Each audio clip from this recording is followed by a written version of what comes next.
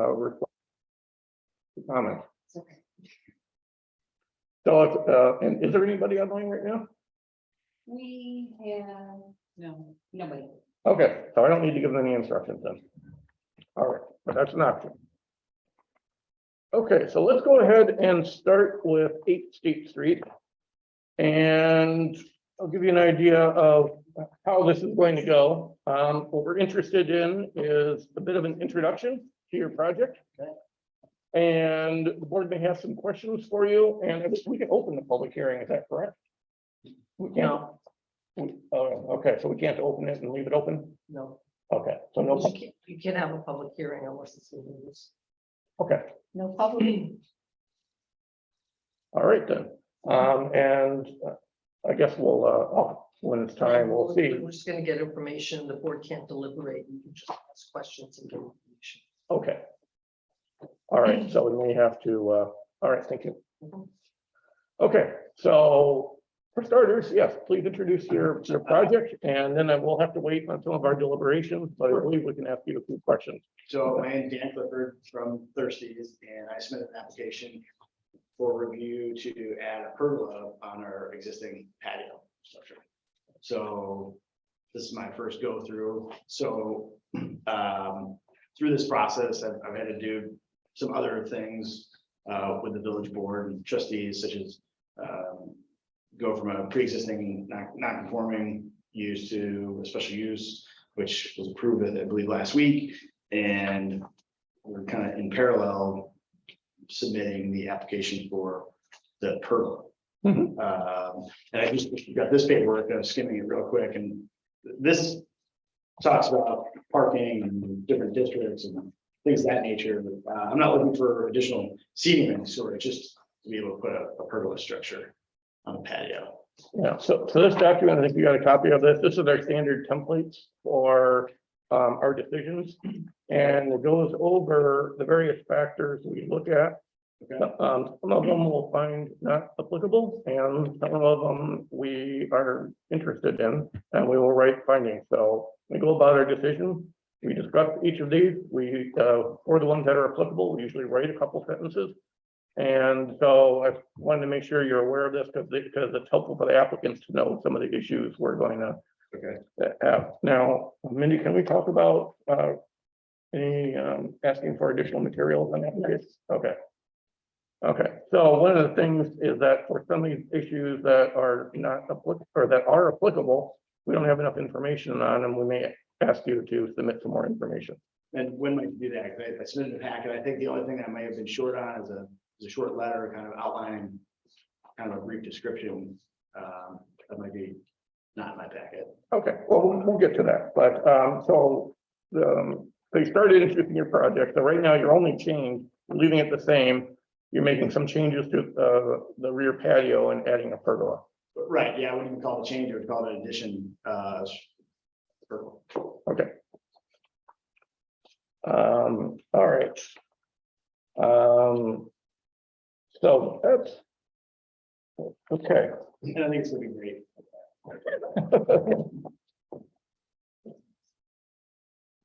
Okay. If you have questions, by all means, I think the packet, I did a site plan, and it should be in the packet. Yeah, so first question is did you do the site plan drawing, or did you have an engineer or architect do it? I had an engineer architect do it. Okay. Reason why I asked is usually they normally need to stamp the drawing. It's not for construction necessarily, so I was, Yeah, you can mark it not for construction. okay, That's fine. I thought it would be best to say site plan, but I could do not for construction or whatever you like. That's fine, but the reason for that is they take ownership of it, so then they're liable for any mistakes. Okay. That's what the stamp means. So anyway, that's a minor thing. I'm sure that can come at some point. I'll take on that responsibility for any mistakes, because I was given direction, so. Okay, so Steve, would you like to make some comments on any of the site plan related issues, drainage or anything like that? I think I didn't have any of this comment because the building's been there for, the business has been there forever in this village. There's no complaints, no issues with drainage on another property. There's no complaints about any lighting. Dan has discussed the possibility of putting lighting in the alleyway between the two, Humvees and Tootsie, just because it is dark in there. It is a little, I would be nervous, if I were a woman walking through there at night. But it is a little, little dark going through between the two buildings. But other than that, as I stated in the email I sent out, he did a pergola. It's not a building. It doesn't meet the definition of a building under our code. It does not meet the definition of a structure under our code. Therefore, it doesn't fall into any restrictions on pre-existing non-conforming. Okay, It's a structure that could be removed if it ever came to it. It's poles in the ground with some slat boards on top. It's more of a decoration than it is anything else. okay, thank you. And now my understanding is the use, I mean, this Thirsties has been a bar there for a very long time. And you're minimally changing what's going on there other than the pergola. You're not changing anything. Is that No, correct? I'm doing my best not to do. Okay. So do you have any idea when it may not be relevant, but do you have any idea when that rear patio was constructed? It's a mystery. I woke up one morning, was there. Okay, So I don't know. How old are you? 48. Some of that history is lost. yeah, Joanne's not here, I think. And Susan, did you grow up here too? Okay. I didn't know if anyone's has any memory of what happened many years ago with that, but it may not be that relevant to us. We'll get there.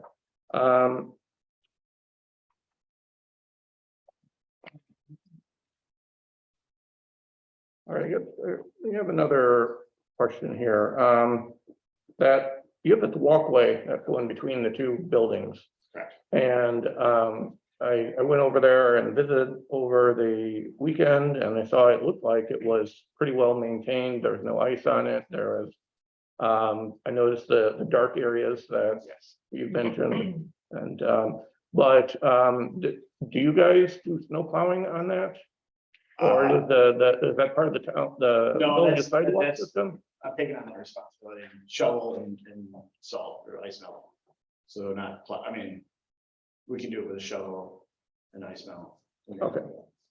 All right, I'm just asking, one of the things that we normally don't look at was snow removal plans. That doesn't normally apply to residential uses, which we see the most, but so I think it would be reasonable if you want to write like a brief blurb and add it to your application as to what your snow removal process is. Sure. I think that would be helpful, just so it's documented. Okay. Just a couple sentences or something like that. If I may ask a quick question. Opening up the discussion of snow removal on a sidewalk when the application is relative to a pergola, why, in this instance, how does one consider something completely different than how snow removal might apply to the pergola only? Well, maybe we should back up here. I do not believe a site plan has ever been approved for the site, first of all. So I think one of the main things we're looking at in general is public safety on the site. And I agree that there's a pergola here, but I guess my comment would be if there's other things that make sense to update to advance public safety, I think that's well within our ability to look at. I would defer to Mindy on that question. I'm not sure I understand. The question is, why are we concerned about snow removal? So no, the question is the pergola is coming in. The pergola is the only adjustment to the property. There's no adjustment to the sidewalk or to the lighting. That's not the application before us. We're just talking about a pergola. They currently remove snow in the back patio. The pergola is not going to affect the amount of snow on the back patio. Why do we open the discussion up to the sidewalk? Well, it's one of the items that we're required to look at in connection with site plan review. And I realize that it's just a pergola. I mean, there are a couple of other issues related to the location of this particular pergola. But it's not in there's a wall and a trash area that separates the two. So I just want to be careful that when an applicant comes before us as a property owner and a business manager, owner, that if they want to do an improvement to the property specific here to just a pergola, that they don't fear that somehow this opens up the entirety of the site plan to additional discussion about snow removal on a sidewalk that's been done for 25 years. That's my concern. Okay. If the board feels that we don't want to request that information from the applicant, that can be done. But a snow removal plan is one of the application requirements. And I personally think it's helpful to document what's going on the property, and I think it's a really minor thing to ask the applicant to write 2 sentences. And it wasn't something I was looking to make an issue out of. I wasn't expecting it to be an issue, so. I don't necessarily Sure. find it an issue if Dan wants to do it, but I'm just stating a case for a broader concern conceptually. I appreciate that comment for others that might follow me. I understand that there might be limited information for this entity or property or business for the last 50+ years. So I do understand that there might be, I don't use the word scrutiny, but attention towards some details that might be lacking in the paperwork. So I'm happy to provide that, and I get it. So I get, Okay. Yeah, by the way, if we're asking for things that you find unreasonable, you are certainly welcome to state that. I'll let you know. Okay.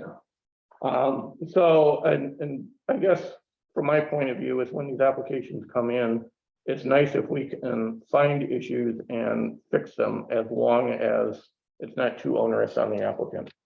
And that's my kind of philosophy. And Dave, you may have a little bit of a different philosophy, and that's okay. Exactly. That works. That's why there's 5 of us here. That's right. Yeah. I'm glad you asked the question. Okay. Okay, where's some of my comments?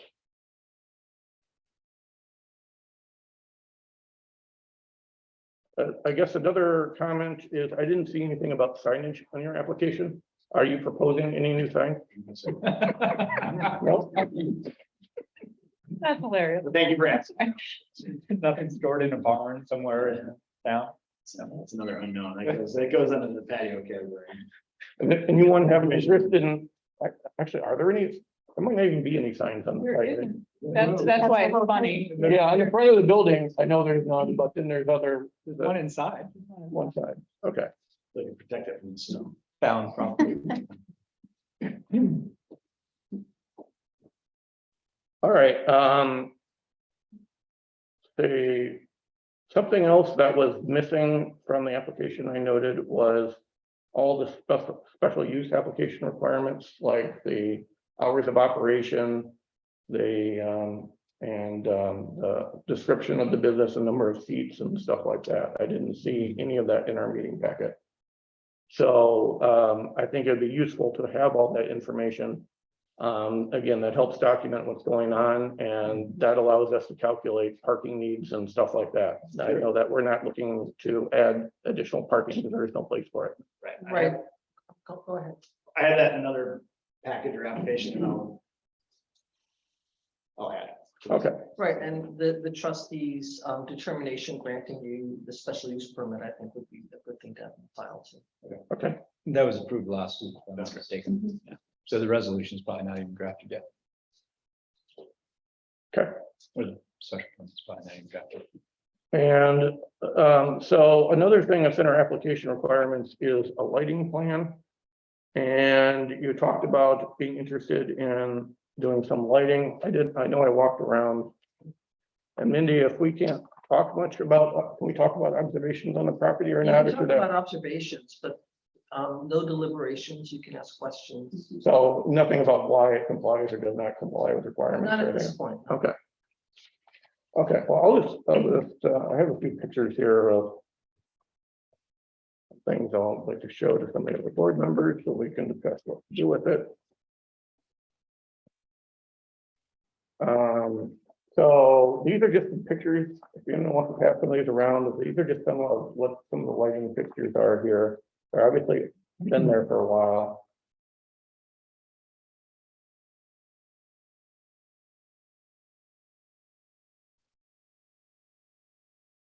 And if you want to see some of these, but I presume you know what's going on there. This is a photo of that dark alley that was mentioned. So that's between those two. So on the left side, it's quite dark, and on the other side, there is a little bit of light.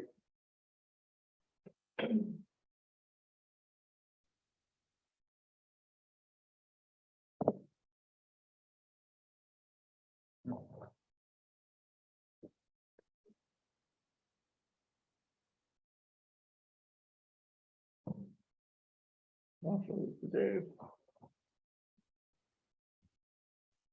That's the dark alley. That's by the front door.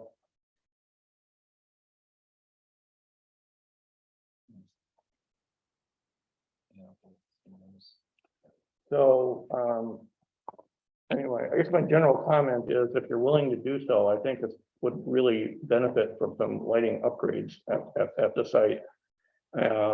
So typically what our code requires is, I mean, most of yours are just bulbs, basically pointing.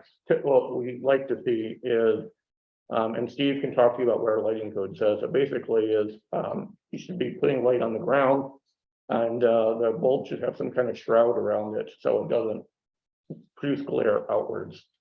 So if you, so I think it would be a good addition to this project to work out a lighting plan. You said you wanted to make a fill in these dark areas. Yes. So what we typically would want to see in a lighting plan at a minimum is at least some documentation of the fixtures, you know, where they're located, and to make sure the fixtures are code compliant. And Steve can make sure that can help you with the code compliance side.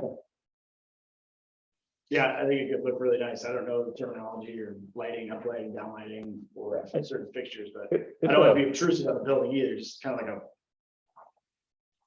a waterfall light, just to light it up and. So they don't- Yeah, They're shooting off the building, either. So whatever. for lighting this walkway, we actually have standards for the amount of light that's gonna be in here. And I don't know if you are interested in tracking someone down. There are experts. Lighting is a pretty specialized discipline. There are experts that I think can help you design it. I don't know of any in particular offhand. There's a lot of them that will do a lot of the design work just because they get commissions off the fixtures. So otherwise, landscape architects do this type of stuff. There's other various people that can help you with it if you're willing to go down that route. And who you choose to work with obviously is up to you. Another thing I noted that's going on here, I didn't know what was going on, and again, I don't know what other board members think about it, is you have an exterior audio system. I've got some speakers here. Yeah, so for example, here's a speaker on the back. And I don't know much about this, but I think it would make sense maybe. And Steve, do you have? I don't think they ever play, you don't ever play very loud music there though. I don't think I've ever heard a peep coming out of the property. Never been one complaint. One, anything said about Okay. Are you saying should we get a bigger speaker? No, I'm wondering, is that something anyone has any interest in documentation of, or is that something we can just let Steve worry about if he gets complaints for being too loud? The latter. Okay, all right, so then no concerns about that. I have a question about the lighting. So can I incorporate that in this application and have it read out once? Absolutely, it'd be an appropriate time to do that. So, I have a question with regards to sort of the process of the site plan review. Obviously, you've come before us with a pergola. I had the questions about opening it up to sidewalks and shoveling, and now we're talking about lighting. So should we proceed forward and have this discussion extend beyond just pergola, and there's things that we may not discuss, is it then subsequently considered to be approved as is without further discussion? What I'm suggesting is in doing the site plan review, Mhm. right?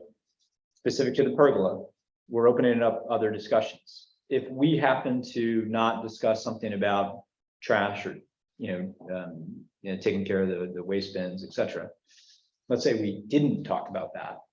Is it just simply approved as it is now? No, it's just an application for a permit. It's just an application for a pergola. Right. So again, that goes back to my original comment, which is this is an application for a pergola, and we appreciate the consideration of the other topics that we're talking about. Okay, Steve. Yeah, I like where you're going there, because say somebody comes in for a home for an addition. Do you bother with their front porch light?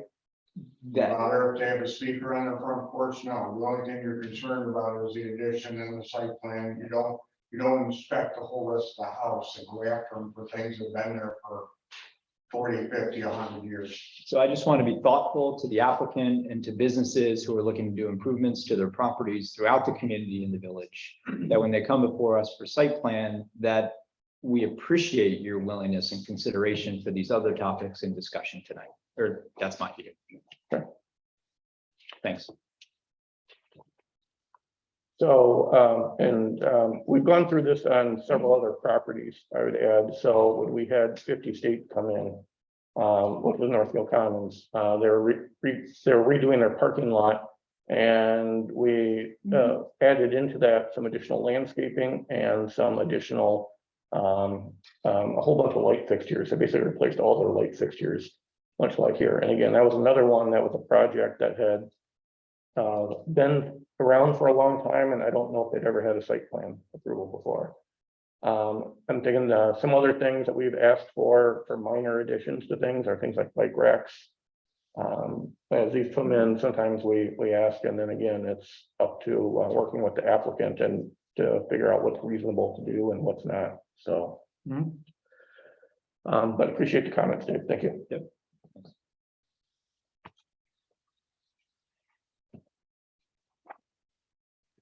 Okay.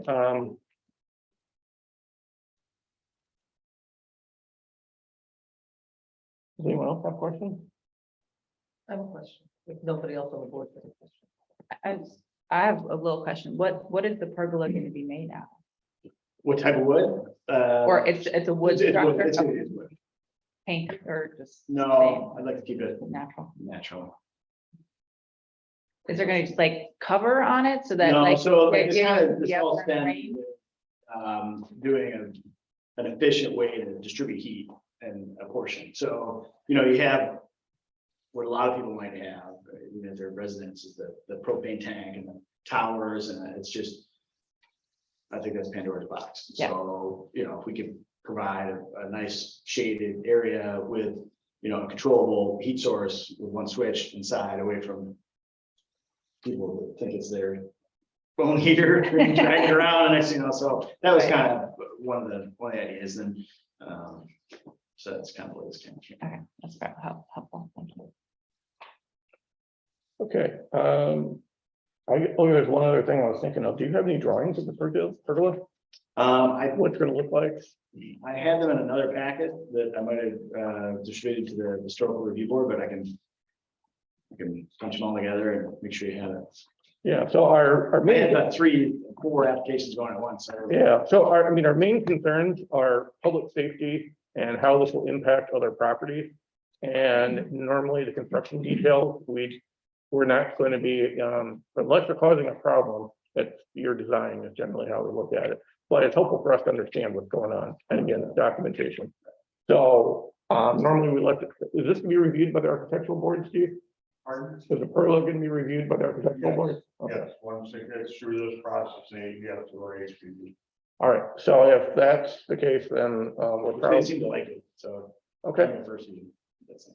okay. Well, I'm that's fine then. So if you can add that just for our benefit, we may not discuss it much, but it helps us understand what's going on. Okay, so anything?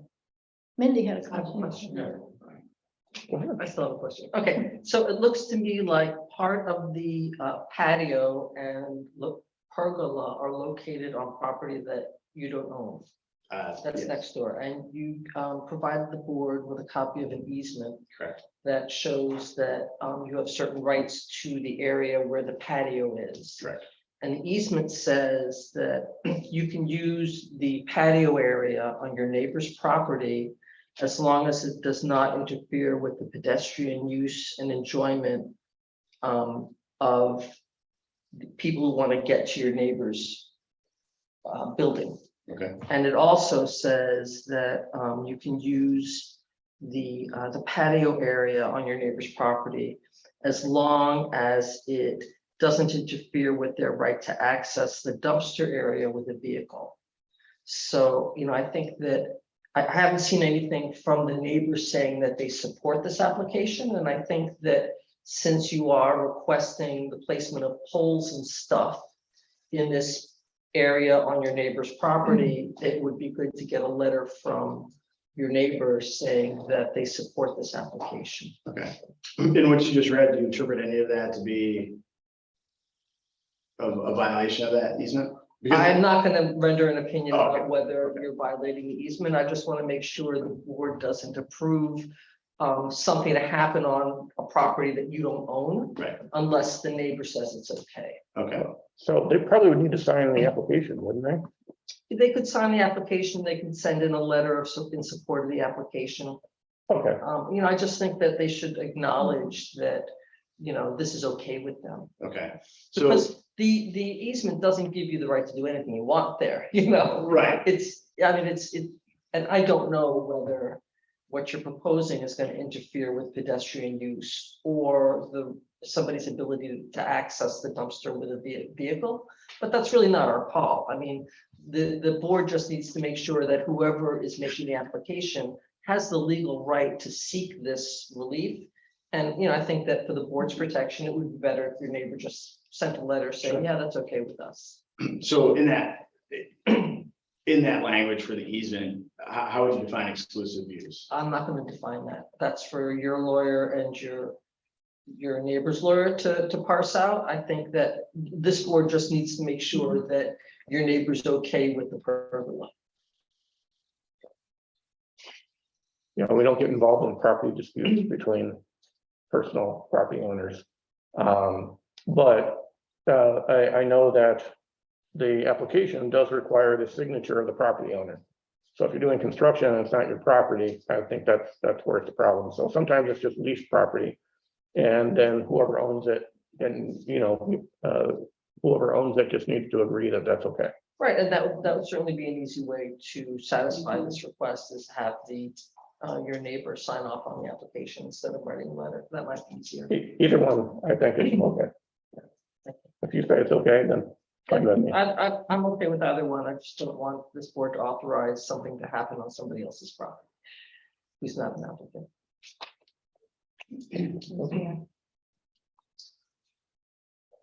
Okay.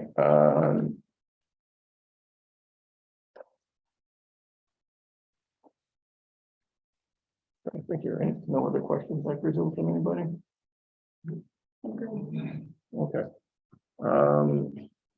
Well, I think I'm okay for now then. I want to talk about some of the zoning code issues related to this and other properties, but we can talk about that later.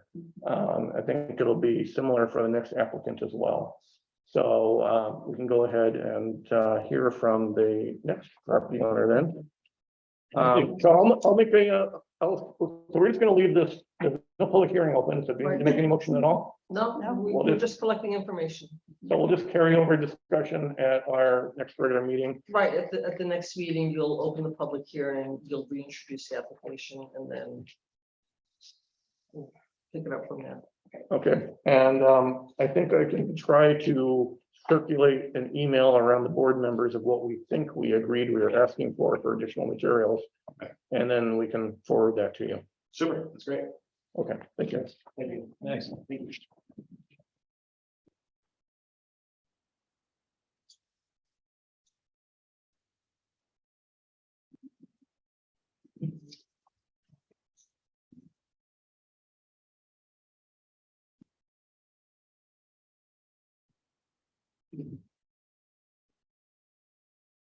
So good evening. My name is Chuck Mancini, and I'm going to be telling you tonight about a cafe I'd like to open in the building at 5 State Street, which is currently occupied by Rachel's Mediterranean Grill. So it's across the street from the 8 State Street location that you just reviewed.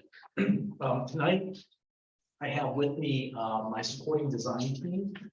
So what we're going to do tonight is we're going to present the concept of what we're hoping to do with the building.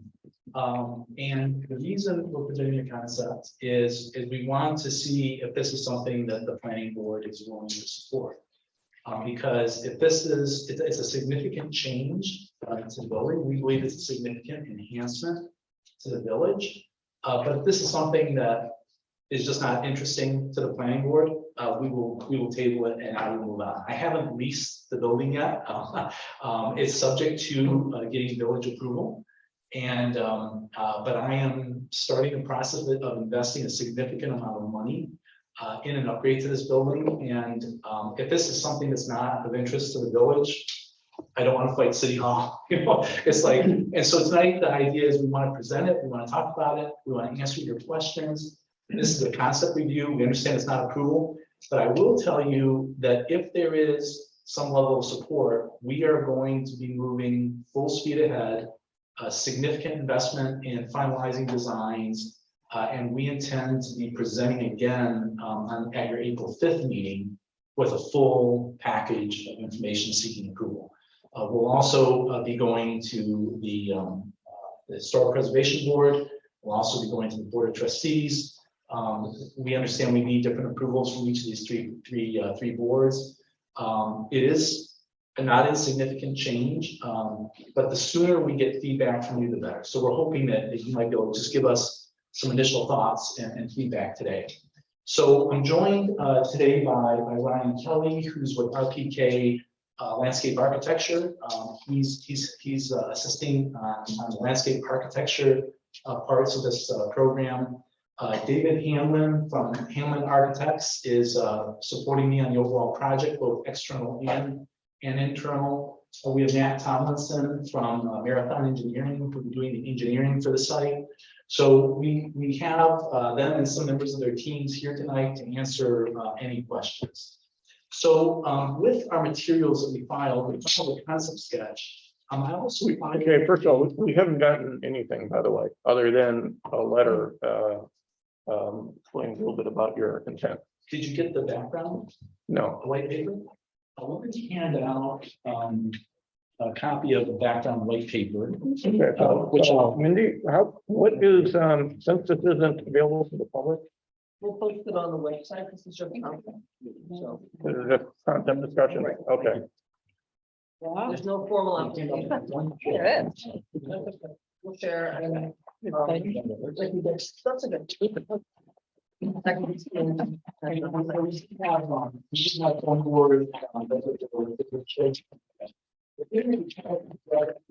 I'll give you a bit more detail than I would expect to. I moved to the Rochester area in 1994. I moved up here from areas south to move to work for Rochester Telephone. My career then went in other directions, and while many of my jobs have been outside of the greater Rochester area, my wife and I kept our same house in Mendon for that entire period. So I know Pittsburgh, Mendon very, very well. I retired from my last corporate job about a year and a half ago. And as I was approaching retirement, I started thinking about what do I want to do in retirement. I'm one of those people that I believe you never retire, that God gives us gifts and experiences and insights that we can use to better our communities and our world. And one of the things that I believe strongly in is fostering community and fostering beauty and encouraging collaborative environments. And one of my passions is cycling. About 12 years ago, I took up cycling. I was a heavy, overweight man back then. And cycling was fantastic from a fitness standpoint. But it was also something I could work into my job. I've historically been an international traveler. I grew up in an expat family in Latin America. Moved south when I was 7 years old in 1968, and grew up in Latin America. And then over the course of my career, a lot of it's been international business. And for the last 10 years, I've been traveling the world on the executive team of a public company. And so it's been a great way to intersect my cycling with global travel. So I've cycled all over the world, Australia, South Africa, all over Europe, all over the US. And But my favorite thing to do, I think, is to cycle in the mountains of Europe. And part of the reason is it's a very civilized approach to cycling. Rides begin or end at a coffee shop. Mid-ride, you stop for a cappuccino and a croissant, and you enjoy life. And it's not the intense, I've got to get my 2-hour ride done so I can get home, so I can go on to my next activity. It's when you go out, you enjoy your friends and you enjoy your riding. So one of the things that I started to think about as I was approaching retirement is I would love to open up a cycling specific cafe in the Pittsburgh-Mendon area.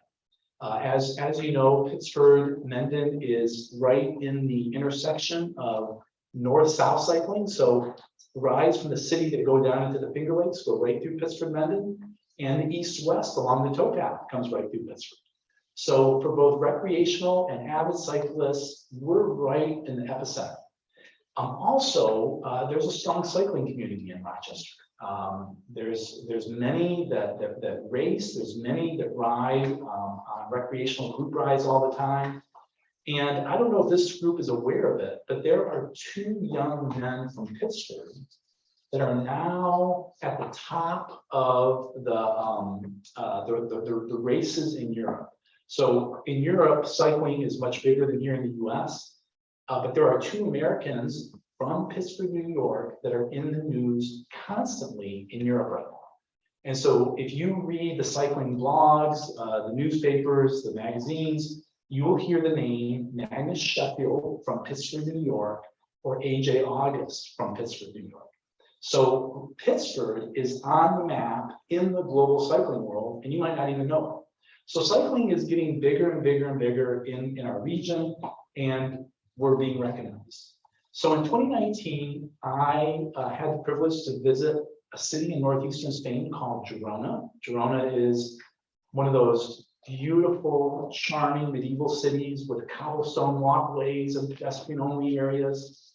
But over the last 25 years, it has become the unofficial cycling capital of Europe. And it's because when foreigners move to Europe to join pro cycling teams, they have to find a place to live that's affordable, that has great transportation links, and where there's great training rides. And Girona meets that. And so over the last 25 years, more and more foreign pros have moved to Girona, and the city has developed into this incredible cycling culture.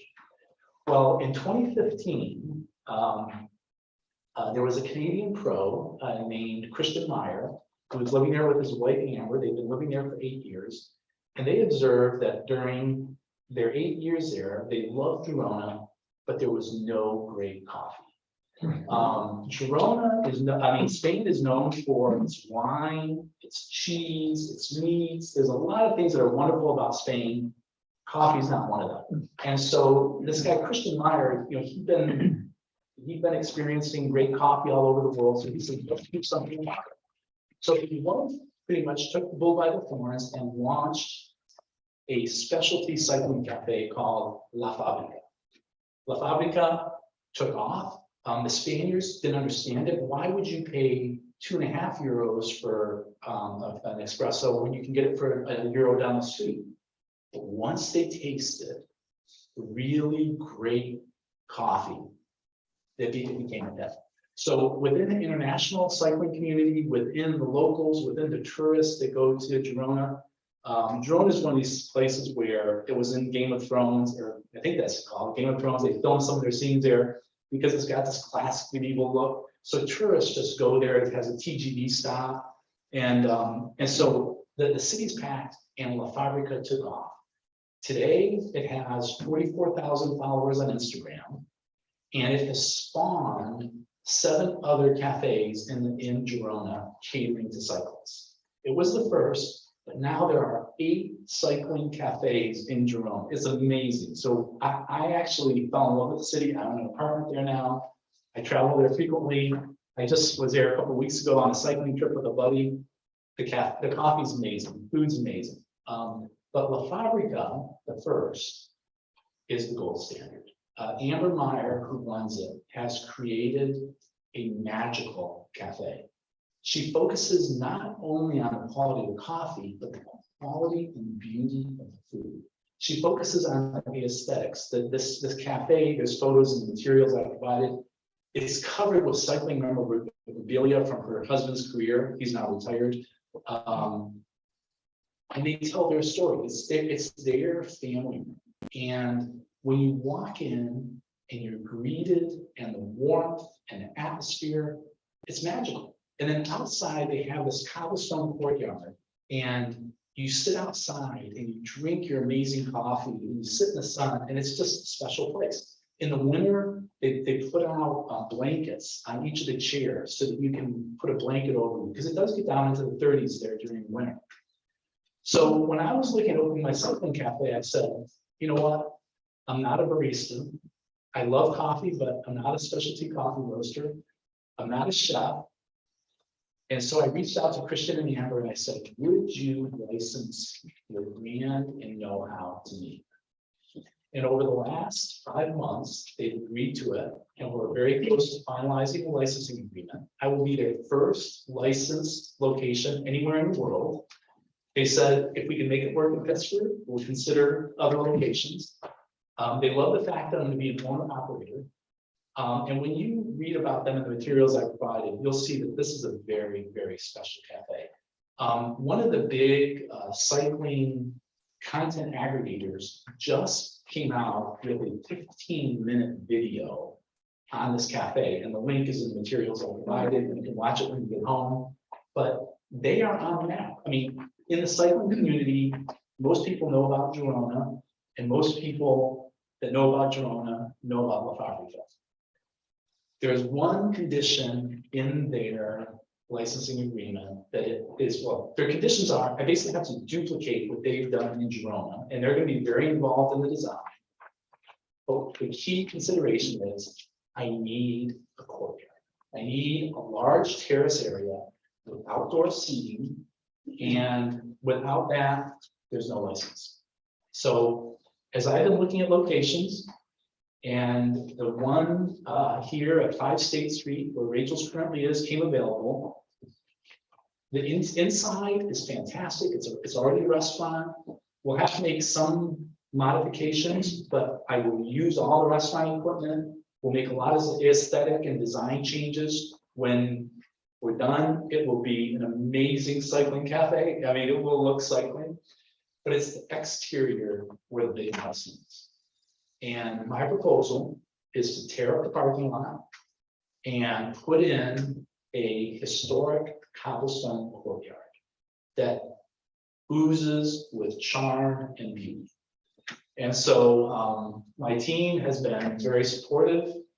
They've been working on concepts and ideas. We're gonna, Amber is really big on greenery. There has to be a lot of greenery. She's big on flowers and fresh flowers. And she's, and so we're working on this design, but one of the key features will be radiant heating under the cobblestone. Because the idea is this needs to be used year round. We don't want to have to shovel it or scrape it. And so like ski resorts do out west, under the cobblestone courtyard, we'll have radiant heating so it stays dry year round. The tables will have a lot of outdoor seating, but it will be attractively staged. In the umbrellas, we'll put radiant heaters in the winter, which is very common in Europe. You sit down at a table, you turn on the heater, and you have radiant heat. So we're expecting that this will be used year-round outdoors, except on our most ferocious days, of course. The interior will also be providing seating, but this is intended to be a courtyard that just attracts cyclists. We'll have a dedicated bike parking area. We'll have a bike wash area for guys that end their rides and need to wash it off. The bathrooms will be large and be areas where they can change in and out of their kit if they need to. This is going to be a very, very special location. It'll be an area with a traditional area where you can fill your water bottles, like a stone basin where you can fill your water bottles before a ride. We're excited about this concept, but it's gonna require a lot of change. We think it's gonna enhance the village. We think people are just gonna wanna come to this place and just walk in and sit in the courtyard. And so we're very excited about it. Of course, we understand parking is an issue in the village. We're eliminating 4 or 5 parking spaces. We understand that's a downside, but again, my primary target market is cyclists. Now, they won't be everyone. What they found in Girona is that cyclists are your first customers, but the place ends up with such a cool vibe. Everybody wants to eat there. And when you see, so I'm gonna be duplicating Amber's menu. In fact, my key staff will go to Spain for training. Amber will come here with her top manager to help us open the place. We're gonna duplicate the menu. We'll have a menu in multiple languages because this is an international cafe. It's gonna be called La Fabrica Cycle Cafe. We'll only be making minor cosmetic changes to the outside of the building. We might paint it a different color. The sign will say La Fabrica Cycle Cafe in their logo, which you can see on the materials. There'll be lots of woods and copper and stone. Those are their styles. But this only happens if we can have a courtyard. If there's no courtyard, there's no cafe. And so my team is here today to talk about it. Let me just briefly tell you what we think our hours will be. We'll probably be open 7 to 3. Siri wants to know. 7 to 3, Monday, Wednesday, Thursday, Friday, Saturday. On Sundays, we'll be open from noon to 4, and on Tuesdays we'll be closed. The menu is going to be a brunch menu.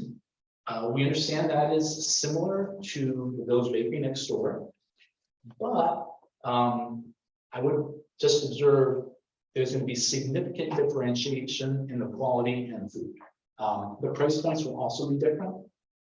If you look at some of the pictures of the food in the document, the food will have a higher price point than Village Bakery. It includes lots of fresh foods. We're going to have relationships with local farmers. The other thing you'll see, we incorporate lots of edible flowers. Beauty is a huge part of what Amber has mandated, and so we will be duplicating them exactly. So again, little change to the building. This is pretty much about the courtyard. One thing that's very important to me is to get this open before I lose summer. So my target is to open in early August. Enjoy August, September, October as the prime best months in Rochester. We think it's going to continue to be very popular right through the winter, but I don't want to open in the winter. And so it's going to be very important to me. If I can get open in August, I've got a business. If I can't get open in August, I'll table it and move on.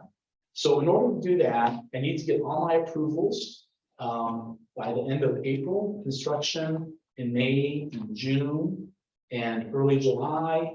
End of July is getting the team trained and ready to go and open early August. So that's the timeline that we're looking at. And so our team is going to be very focused on getting all materials filed with Steve by, I think it's May 8th. We need to hit a week from today in order to be on the docket for the April 5th meeting. But that will be the key meeting. That's where we will go through all the details. But I wanted to give Ryan an opportunity to just chat briefly about some of the things that we're thinking about, and David, some of the things that we're thinking about from a design standpoint, and get some of your feedback. So any questions before I turn it over to them? Is there a requirement for the size of the courtyard? What? So there's photos of their courtyard. Right. The requirement is for 7 tables. I need room for 7 tables. The other ask from Christian and Amber is they are very big on communal tables. So one of the mandates, for instance, that I'm going to have on the inside is there needs to be a communal table, because when cycling groups come in, there's 10 guys. we want those 10 guys to be able to sit at the table, or 10 women. I mean, one of the things that's beautiful about cycling now is it's truly every gender. So it's just fantastic that, you can have this collaboration. So they've said, Chuck, we're really hoping you can have a communal table outside too. So that kind of dictates part of it. The other piece is the bike parking. We need room for bike parking that's separate from the tables. And then also you just need area to walk. When people are riding in on their bicycles, for safety reasons, we want to make it that it is spacious, that it's not a tight little courtyard. So for instance, some people have said to me, well, around the corner, there's another building that's on the market, and they already have a little patio. Well, that patio doesn't work. It's way too small. I really need a courtyard. And so that's why we're looking at this Rachel's building, because we think it's actually ideal for what we're trying to accomplish. And it'll give us the chance to create beauty, because with the extra space that we have to work with, we can put in planters so that there's greenery. And so it's not just going to be cobblestone and some low stone walls. It's going to be artfully designed. Wow. Wow. Sounds like a nice addition to the village. Yeah. So David and Ryan, maybe.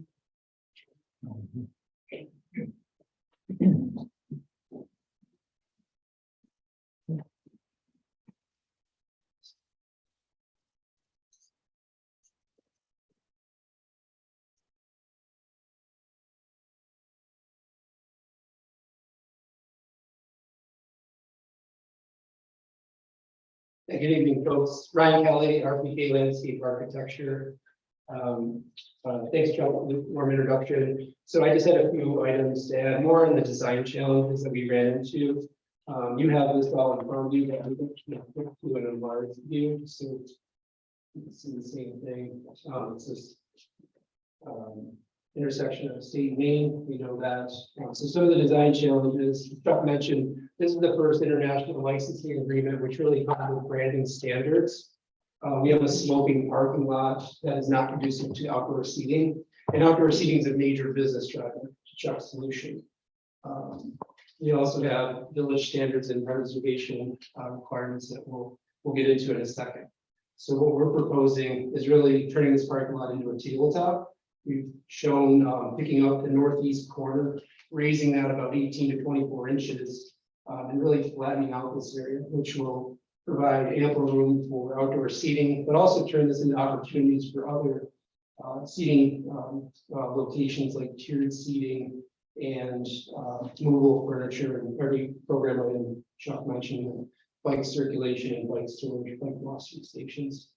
One of our outcomes would really be to try to screen the parking area to the west.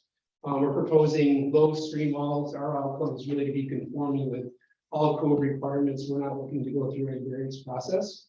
So we're being very mindful of code requirements and also describing safety prevention. We'll have plenty of landscape buffering on the street presence. We are, as Chuck mentioned, proposing to remove a curb cut. And really just to start to provide that greenery sequence at the front. So starting from the west side, we're looking to essentially wall this off, have more or less a portal entry into this cobblestone courtyard. We would propose a number of native plantings, street trees that would really, I think, be welcoming for our street presence and also really complement the village standards. So that's really our design challenges. We're trying to really tie branding into the feel and look the villages would appreciate. Past that, materials are essentially a placeholder. We've already made progress on this. Materials will most likely change for next week, but our outcome is to have that old world look, but bring it up to more what's allowed for the preservation board, natural materials. But Chuck's vision is very clear, cobblestone courtyard, natural materials, and really make this an inviting beautiful space. And all that said, I will turn over to Matt Tomlinson with Marathon Engineering for Q&A.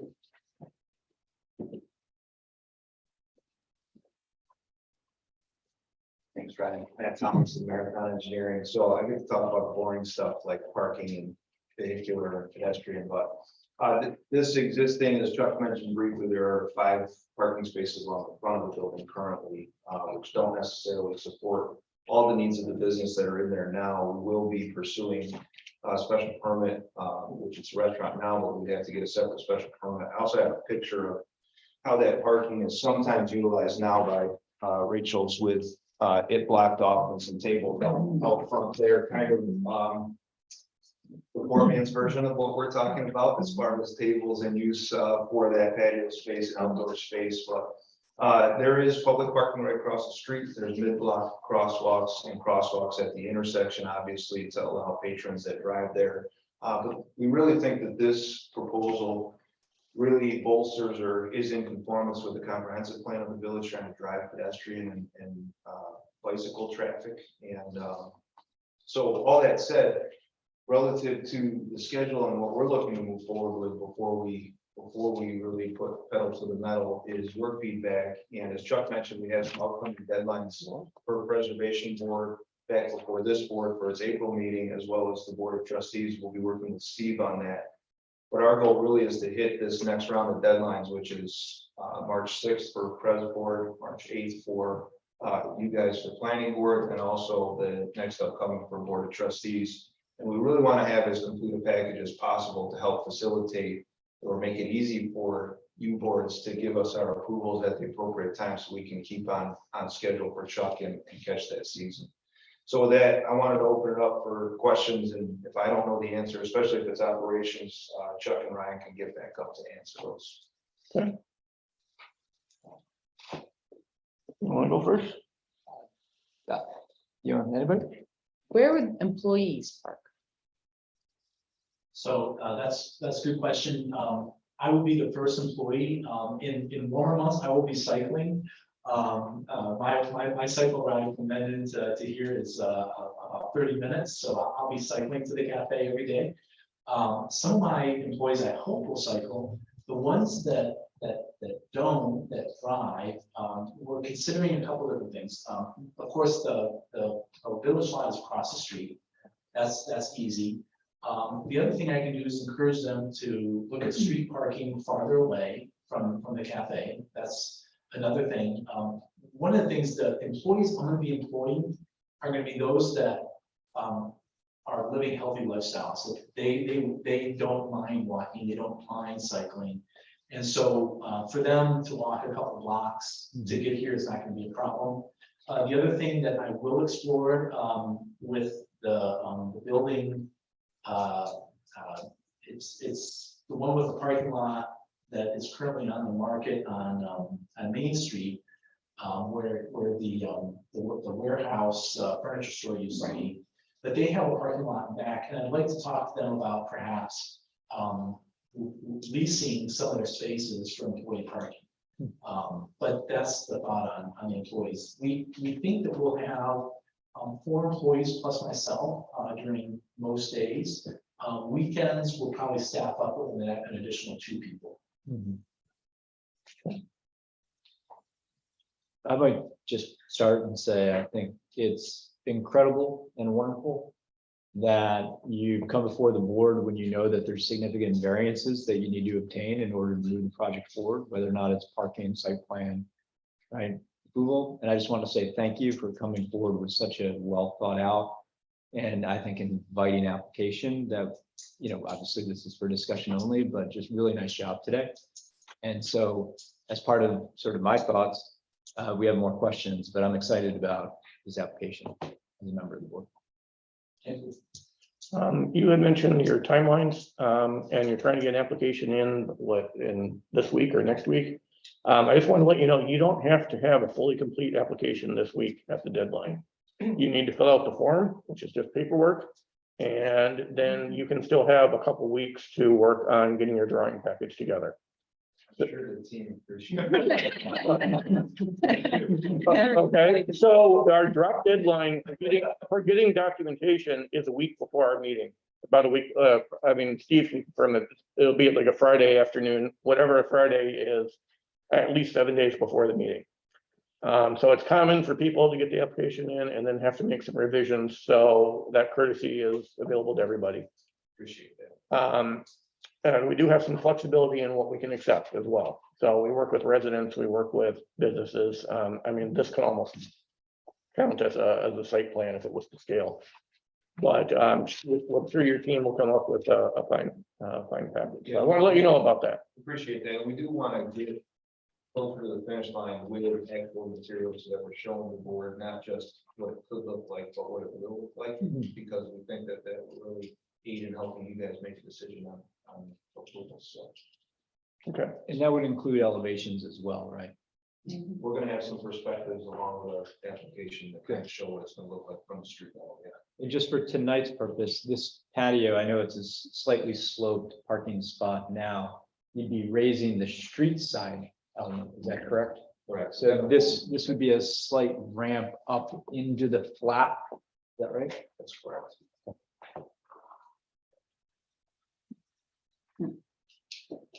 There's some more comments. I'll give other people opportunity first.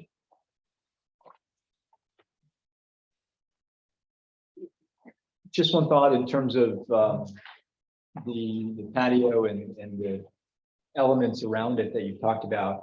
Seems to be very contextually appropriate in terms of what you're trying to come forward with to the village and what's here now in that historical character.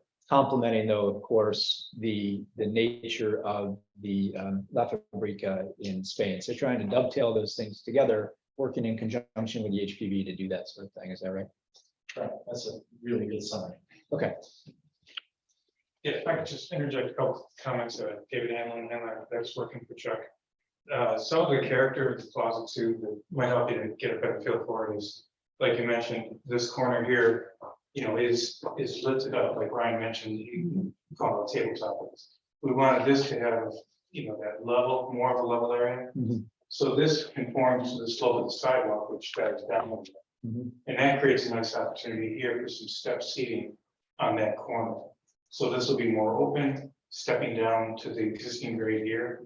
So there'll be some interesting, you know, character to the courtyard grade. And we call it a courtyard, but it's, we have to fight that balance of a nice sense of enclosure, but also openness to the community.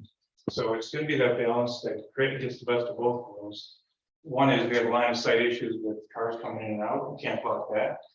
But, you know, like Ryan's saying, we want some kind of a bench, little wall seating here that would step down to create that openness. The other thing is, you know, the building has kind of a neutral character, you know, it's that 1930s, you know, horse block right now. So the advantage there is we're not tied to like a brick federalist architecture or something that is going to dictate the style of the courtyard. It gives us a little bit of freedom for style and design that we think will be inviting. So we're trying to keep it open, you know, as open to the community as possible, but also create that courtyard feel. But that's where, you know, this is part of this informational review. I know Historic Preservation Board will chime in on that, but also if you guys have thoughts on, you know, that aspect to it. But the idea we'll have this nice courtyard here, but a larger green zone around it, you know, as well as some cobblestone material. So it'll be broken down instead of thinking of this big, I guess that's what I want to say. It's not, we're not taking the whole paved area and creating one courtyard. There are different zones within it. So it'll shrink down a bit. So it won't seem so large, but offer different characters to the space. Isn't there some cooperation now between Rachel's and the Village Cafe in terms of dumpsters? There is. There are two areas of cooperation. One is dumpsters. It's shared dumpster. Right. Yeah, obviously that's going to be something that I want to continue. We have an understanding that should continue without any issues. And then the other thing is there is an ADA parking space that we just need to be sensitive to and work with the Village Bakery on and make sure that they have that ADA space. That would be right behind this wash area. Is that Yes. right? It's right against the wall. Yeah. So I'll add a couple comments here. The concept of removing the parking lot has been discussed before. Susan, you were here. I don't know if Dave, you're on the board when Rachel's came in. Were you? Yes, I think I was. I think we had talked about the possibility of that at that time, and the applicant didn't want to do it, because it was expensive. But that was discussed before. And going back to the comprehensive plan, I heard that mentioned. And Susan, I know you're on that committee, and there's been some discussions about how to create more active space downtown in the village. And I know there's a comment made by somebody at one of the charrettes I attended that I found to be pretty interesting. And that comment was, bring the fun back downtown, have some more. And people actually commented, like having some outdoor seating and where people are actually out and about. There's very limited space in the downtown. So I think this has actually been discussed years ago, that this was identified as a property what might be a good one to do that type of thing. So it seems like you've come to the same realization that other people have come to. So it sounds like this is pretty consistent with discussions that occurred years ago. I mean, it wasn't that long ago, it was what, 2019 or thereabouts? Yeah, that we're talking about some of the stuff with the comprehensive plan. Now, I know a couple issues here. Obviously, you have to have separation between the parking lot and your area, so I'm sure you're working on how to do that so it's safe. Half of this is village property. So I think village property line ends right about where the water feature is in the middle. It's a little further up than that, but there was a taking associated with State Street through that area. So, so you're working on, so roughly half of this patio, give or take, is on village property. So obviously you got to work with the village board on that. Yeah, so we've been doing some research on that relative to whether the taking was ever filed by the state DOT or not. So we're trying to establish that right away and exactly where that goes. But we do have to go before the village board, I believe, for a special permit regardless. So that'll be a discussion. Yeah, that would be a discussion for the village board. I don't know if as far as you're talking about getting your applications in order. Mindy, I don't know if Mindy or Steve, have you guys given any thoughts to seeker on this? Is this going to trip an environmental review?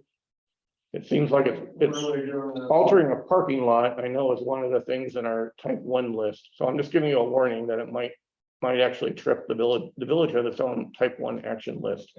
It might trip that. And the reason why I'm mentioning that is that takes time to get through that process. It shouldn't be something to be feared. We'll get through it, but consider that with your application.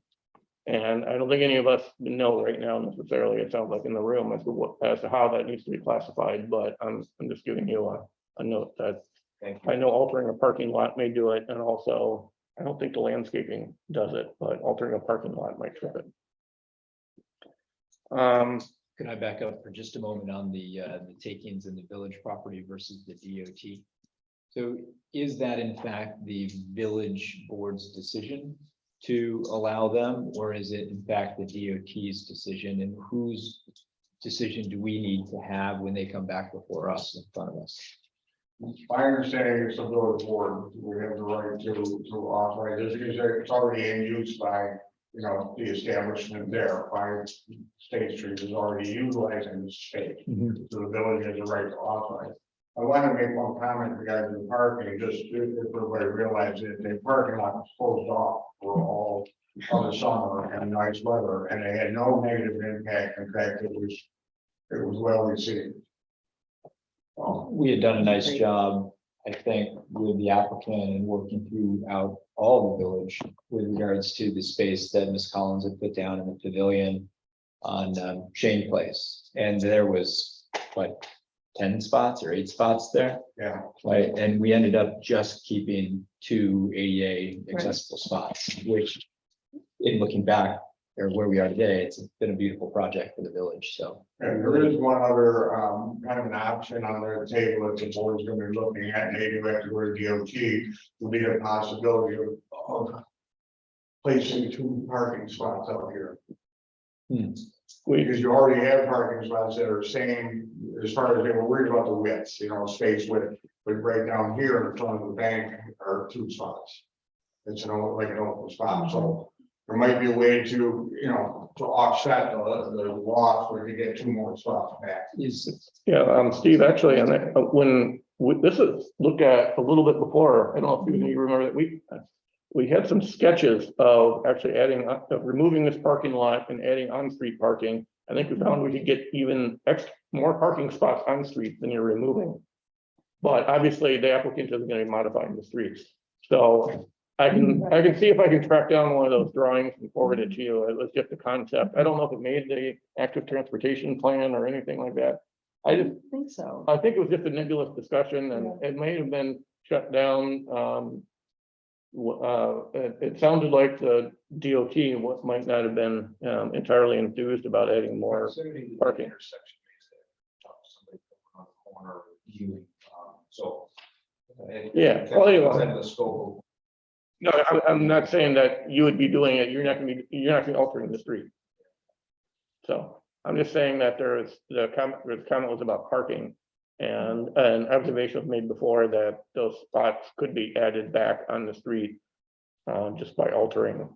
So getting rid of the driveway and stuff like that gives opportunities for on-street parking should someone want to do that. Yeah, and our package that we come in with will have that right of way clearly established so that we understand, are we encroaching, are we not, just what that looks like.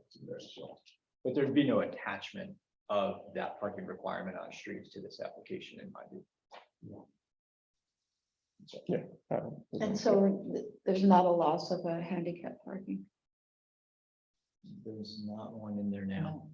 Oh, I just, Correct, yeah. okay. Yeah, just spaces straight across the front.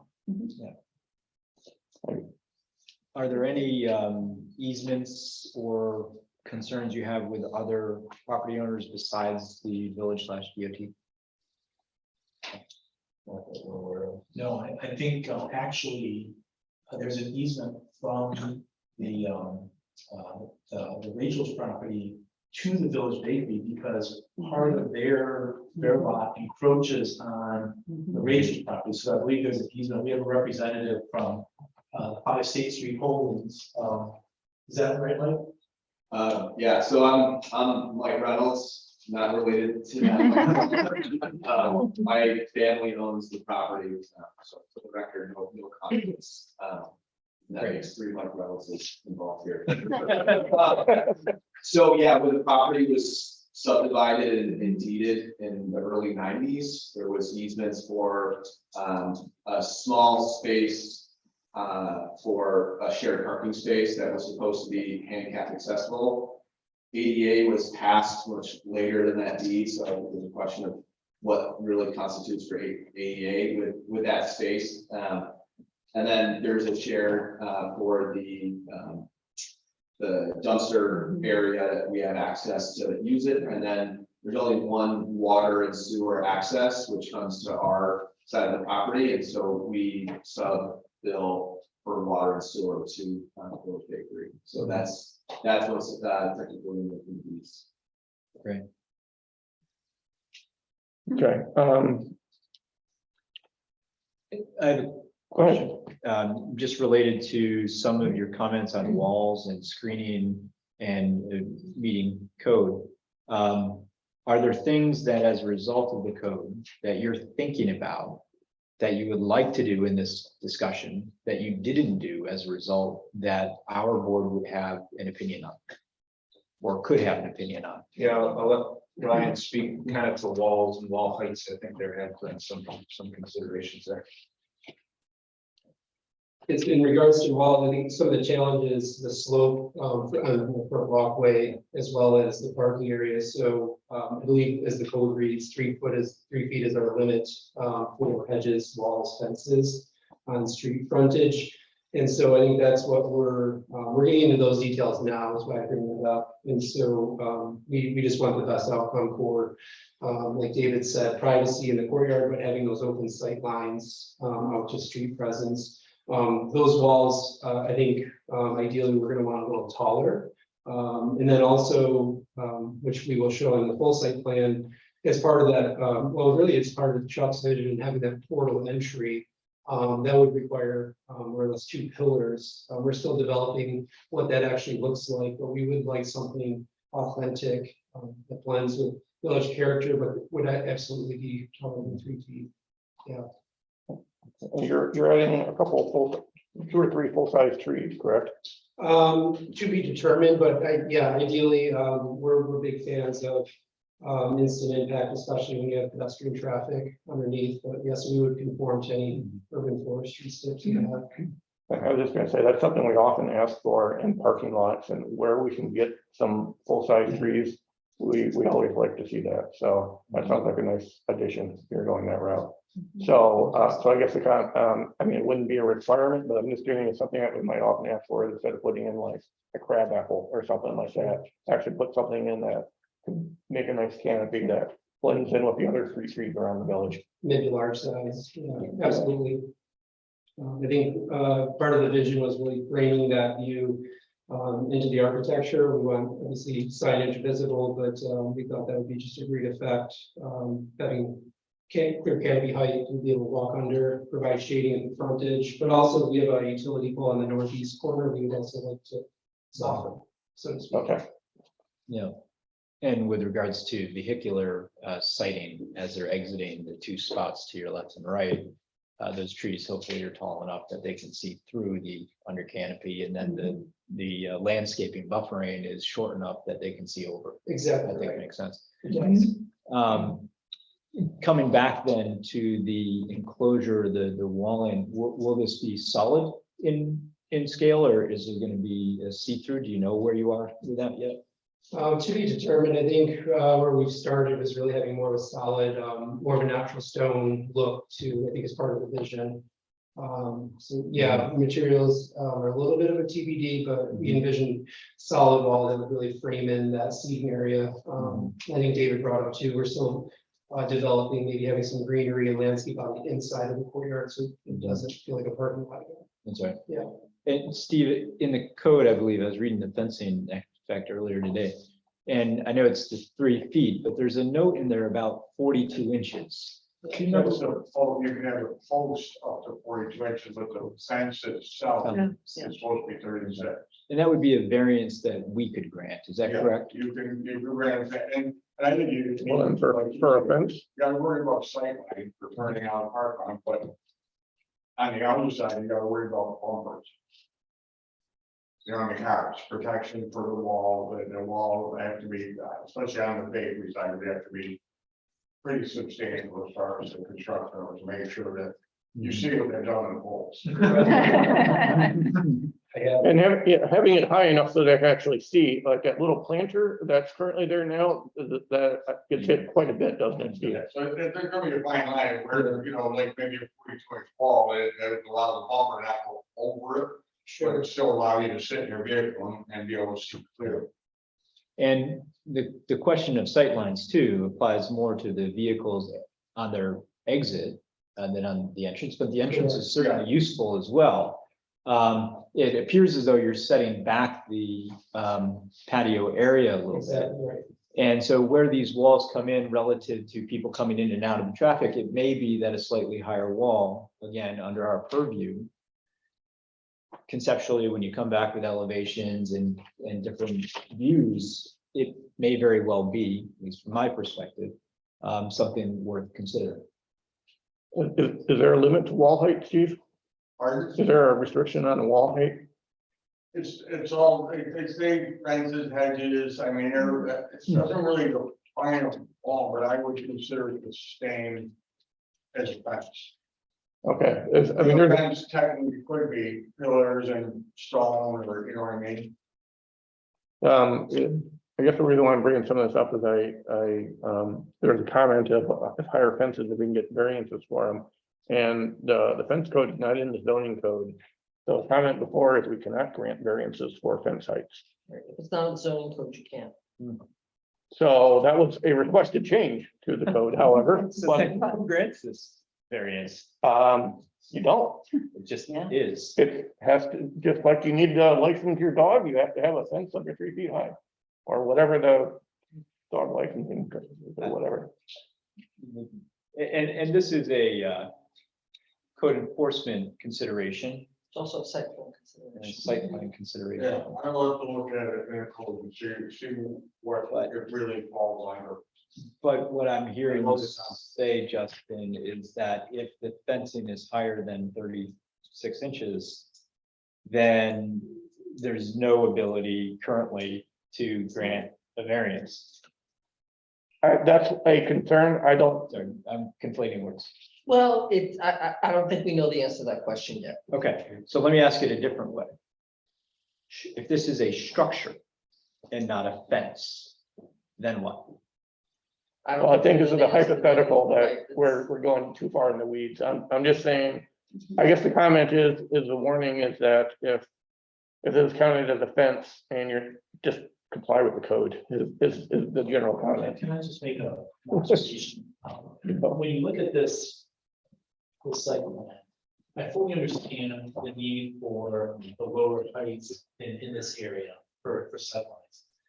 But I have to say, if I'm a client or customer of the cafe and I'm sitting in this lovely courtyard, I don't want to be looking at all these cars parked here. And so along this wall, particularly if it steps down, I don't see why this can't be higher than 3 feet.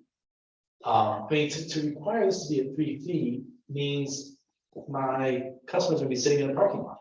You know, okay, so we're trying to create some aesthetics, but I'd love for my design team to have some flexibility, particularly as we get farther back in the courtyard, to play with different design elements. And understanding, of course, we need to step down for safety reasons. We obviously want to make this as safe as possible.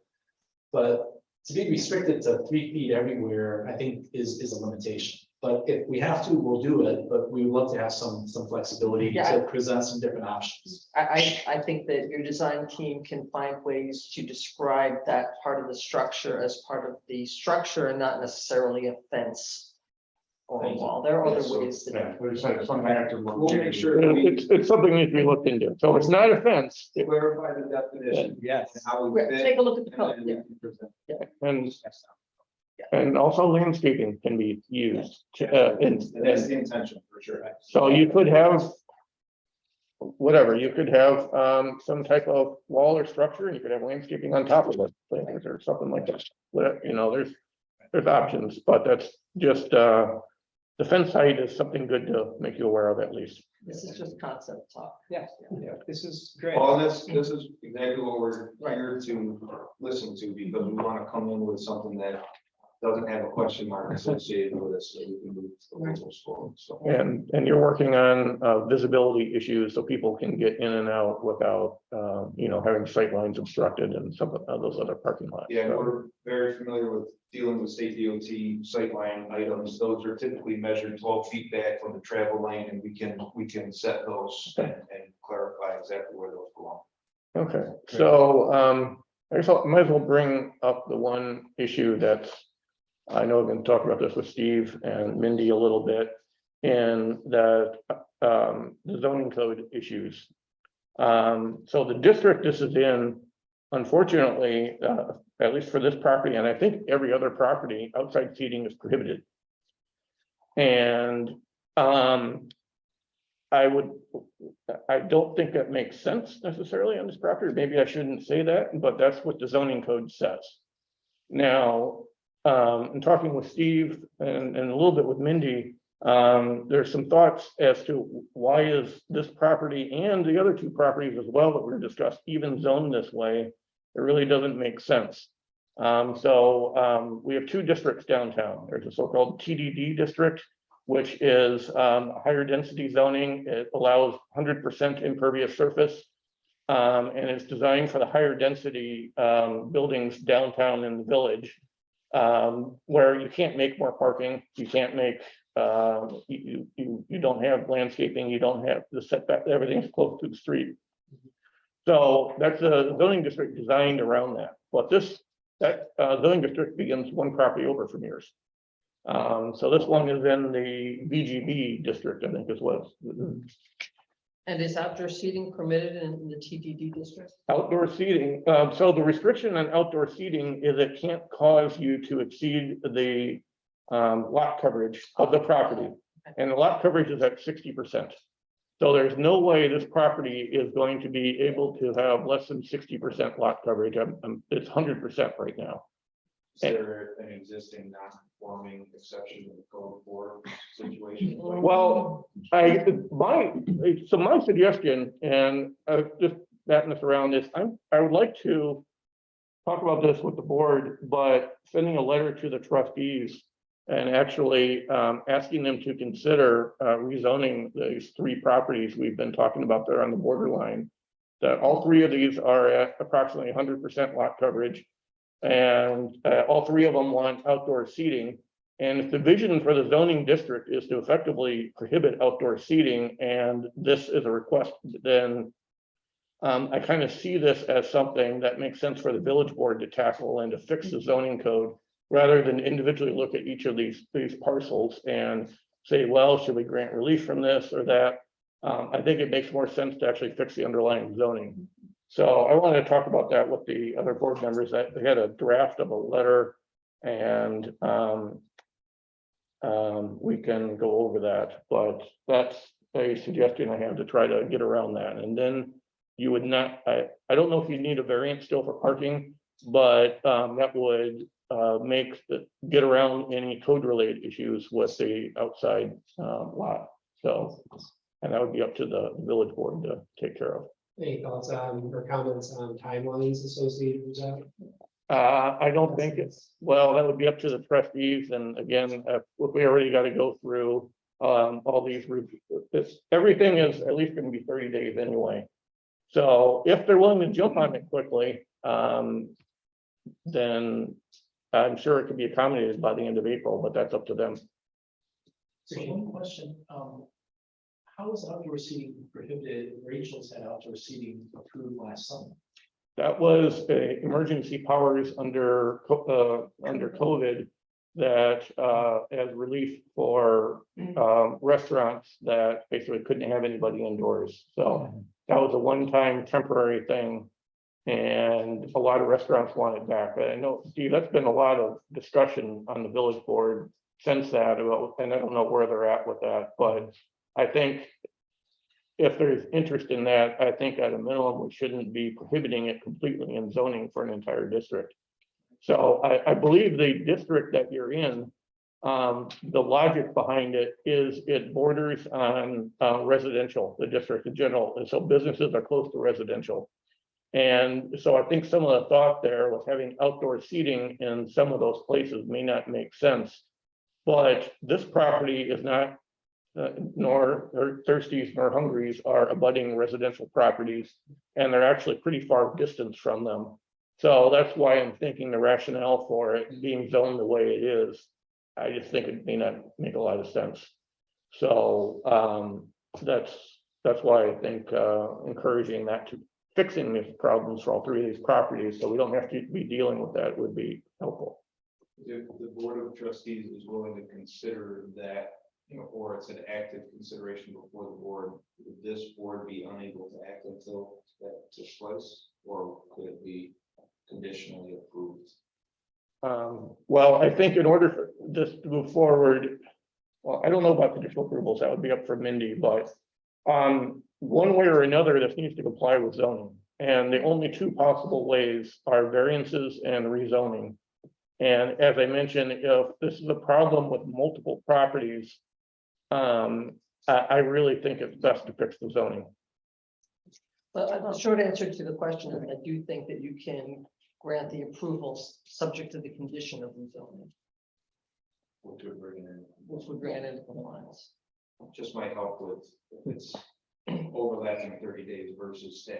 Yeah, Yeah. that's some time issues here. That helps. So, Yeah, and Justin actually wanted to propose the rezoning issue to the trustees independent of what was going on. Okay, so. Yes, this has made sense for multiple things. Steve and I talk a lot about code related issues. We would rather not talk a lot about code related issues and just have stuff legal, so we don't have to go through that. So Now, if I may, in the absence of movement by the board to fix zoning, right? Like we've just talked about, we do have the ability And it could be part of the application and formal discussion to grant a variance on parking. Is that correct? For the parking deficiency, Yes. that they can certainly apply for that, I believe. Thank you. Would you agree with that, Mindy? Yeah. Okay. The other issue though is if the outdoor seating requirement is independent of the lot coverage requirement and the parking requirement, I'm not sure you'll be able to bootstrap it that way. So you may get one, but it may not solve the problem that we have with the outdoor seating issue. I'd have to look at the code and see how it's drafted, because they changed it from the last time we addressed this. Okay, so then let me restate what I think I just heard. If the village board doesn't fix zoning, we may have a challenge with outdoor seating, lot coverage, and a parking variance. Yes, Okay, So, so I guess the comment is they could apply for variances, but whether they qualify for them, those are two separate matters. And it's not appropriate for us to discuss that at this time. okay. So then going back to your idea, which was writing a letter to the village board to request that they address the zoning considerations. Mhm. Does anybody know when their next meeting is? Dorothy. No. No? Uh, Okay, so it's sometime not so soon that we Is it- couldn't get a isn't it letter Thursday, next Thursday. this coming, Okay, so tomorrow? could we get a letter to them No, reasonably? It's tomorrow. I would do it, I would do it as soon as possible, because they are in budget meetings. Right. They're already in the budget meeting, you're gonna add on, items to those ones that for 3 days. There would be kind of two paths, either you do the whole zoning thing, or you change the use table. It's still under the zoning rules, but it's allow the outdoor seating. There's, yeah, you don't, I guess there could be other ways of modifying the code. It would still require a code amendment, so it doesn't matter. Correct, it's a time frame, but I don't know which will be, easier or more palatable. Understood. So it's our board's opinion that the path forward is easier by fixing the zoning than addressing the other. Well, and that rezoning the property would be consistent with the comprehensive plan. Yes. And it's there Right. for Yeah. appropriate consideration. Yeah. 100% agree.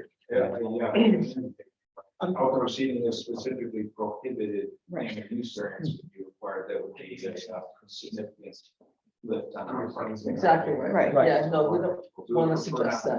And, Right. We don't wanna yeah, suggest- yeah, and by the way, you can apply for rezoning as well. There is code provisions for that. And that would basically, I think, force the trustees to act on whatever timeline from when your application is submitted. So I'm proposing just a voluntary letter to try to kick this off. And we'll see how they respond is my thought. So they can voluntarily do it if they want, or you can put an application for it. That's both our options. Trying to figure out where that draft letter was. I Any guess. question, Megan? Well, Dorothy is here, so she'll let you know when the next meeting is. Yep. Okay, Hi, Dorothy. well, we have a budget meeting on the 7th, and we also have a village board meeting on the 9th. So I would suggest the village board meeting, because these are pretty much need to be budget meetings. A little protective of it. If you have a request for the village board, if you can get it in writing maybe by Monday, I can join the agenda. I think our preference would be the request come from the planning board for consideration, because it addresses Right. versus us. But we would definitely be going to, hold their report.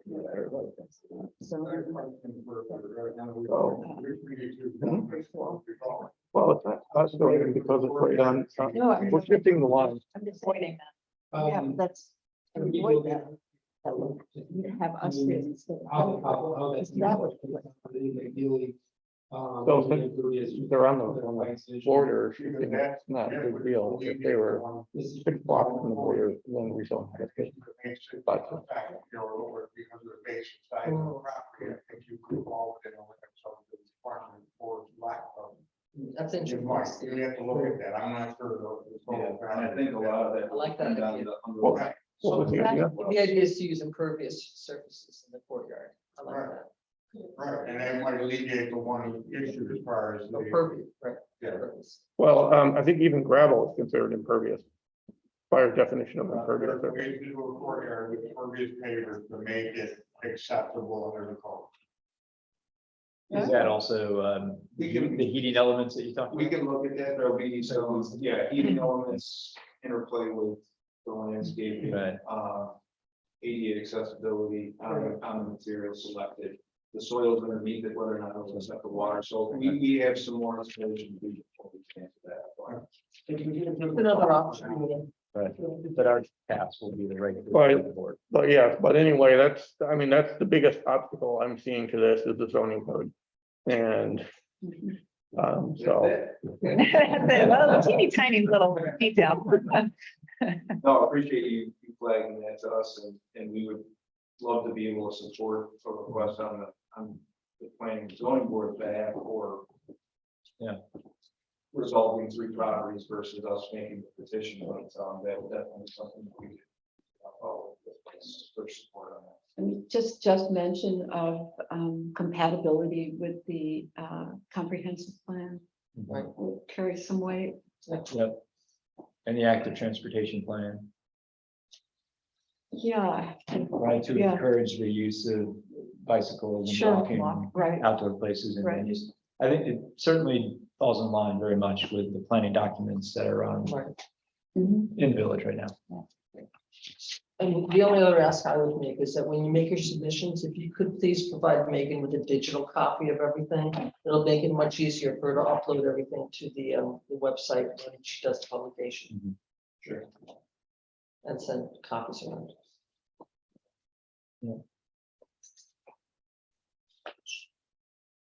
Maybe a lot to do, but I hope you're hearing encouragement and solutions. Any other? I didn't see any email addresses on the, we just had a 1-page letter. So if somebody could just leave a card with Megan. Yeah. We can copy you in on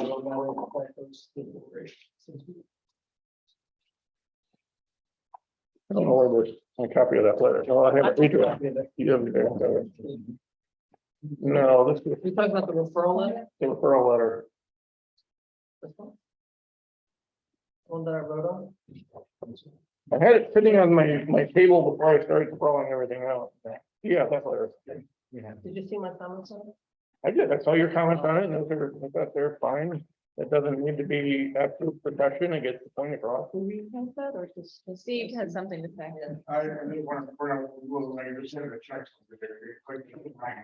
In the fence code is the option for the board to approve something other than your standard fencing 4 feet or higher. It's a special exception use in the new code. But also that's a special exception use permit when there's no special exception use permit. It's in the code. You have the right to approve it under the code. But if it's a If you can send structure, me that section, that would be great. if it's a structure, it's a totally different part of the code.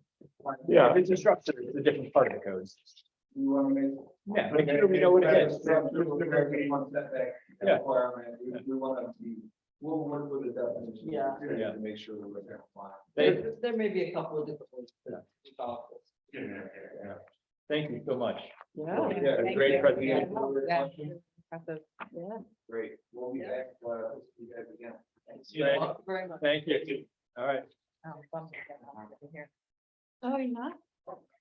You know, land next week. Oh, yes. So- No. So we talked about this, this letter here and maybe we take the language of it. I didn't see a letter. The referral letter, yeah. Oh, okay. I said, We'll look at the same thing. well, this is my printout of it. Yeah, the same thing. And she printed it out for everybody. And I don't know where it went. Yeah. Oh, it must have gotten buried. Thank you. Good night. Take care. That will circle back. That was so-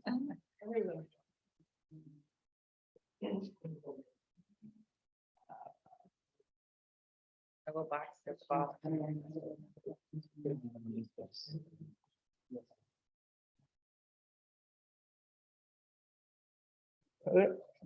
No, it's. Yeah. Mr. What? Could we just get a couple copies? Yeah. you print- I printed copy for We had everybody. no idea, they've been eaten by elves. Yeah, we lost them. I'm sure. No.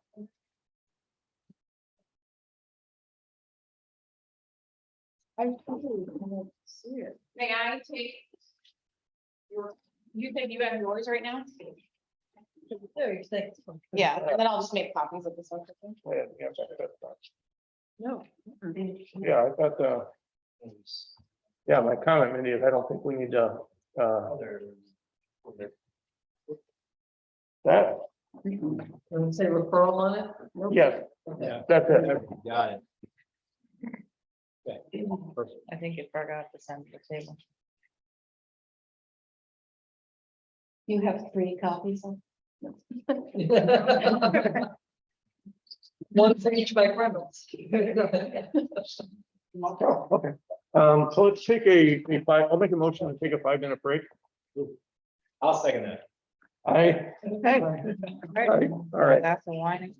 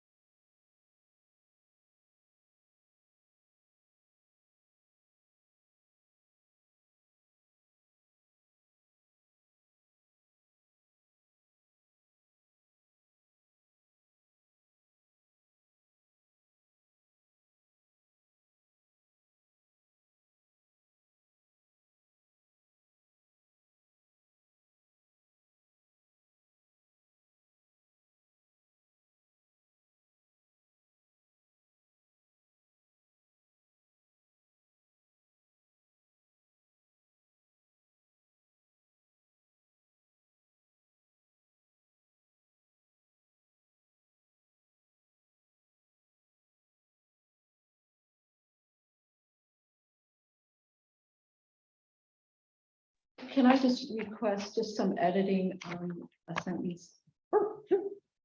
It's the second sentence from the bottom before the enumerated Yep.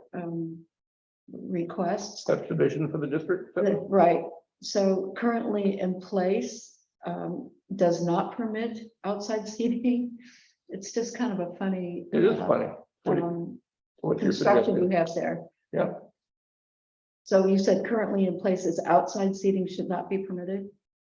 Yeah, the vision is that, okay. So the code I currently could- in place does So I can Not say, allowed for. does not allow permit, does not permit outside seating.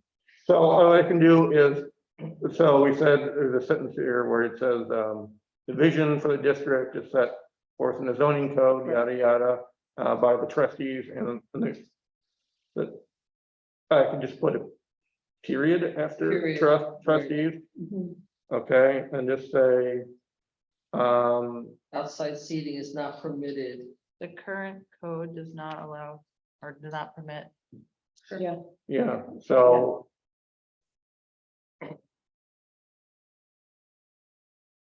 So, after the word trustees, there's a period, and then it's gonna be the current code currently, no, no, get rid of currently in place. The current code does not permit permit outside seating in these three properties.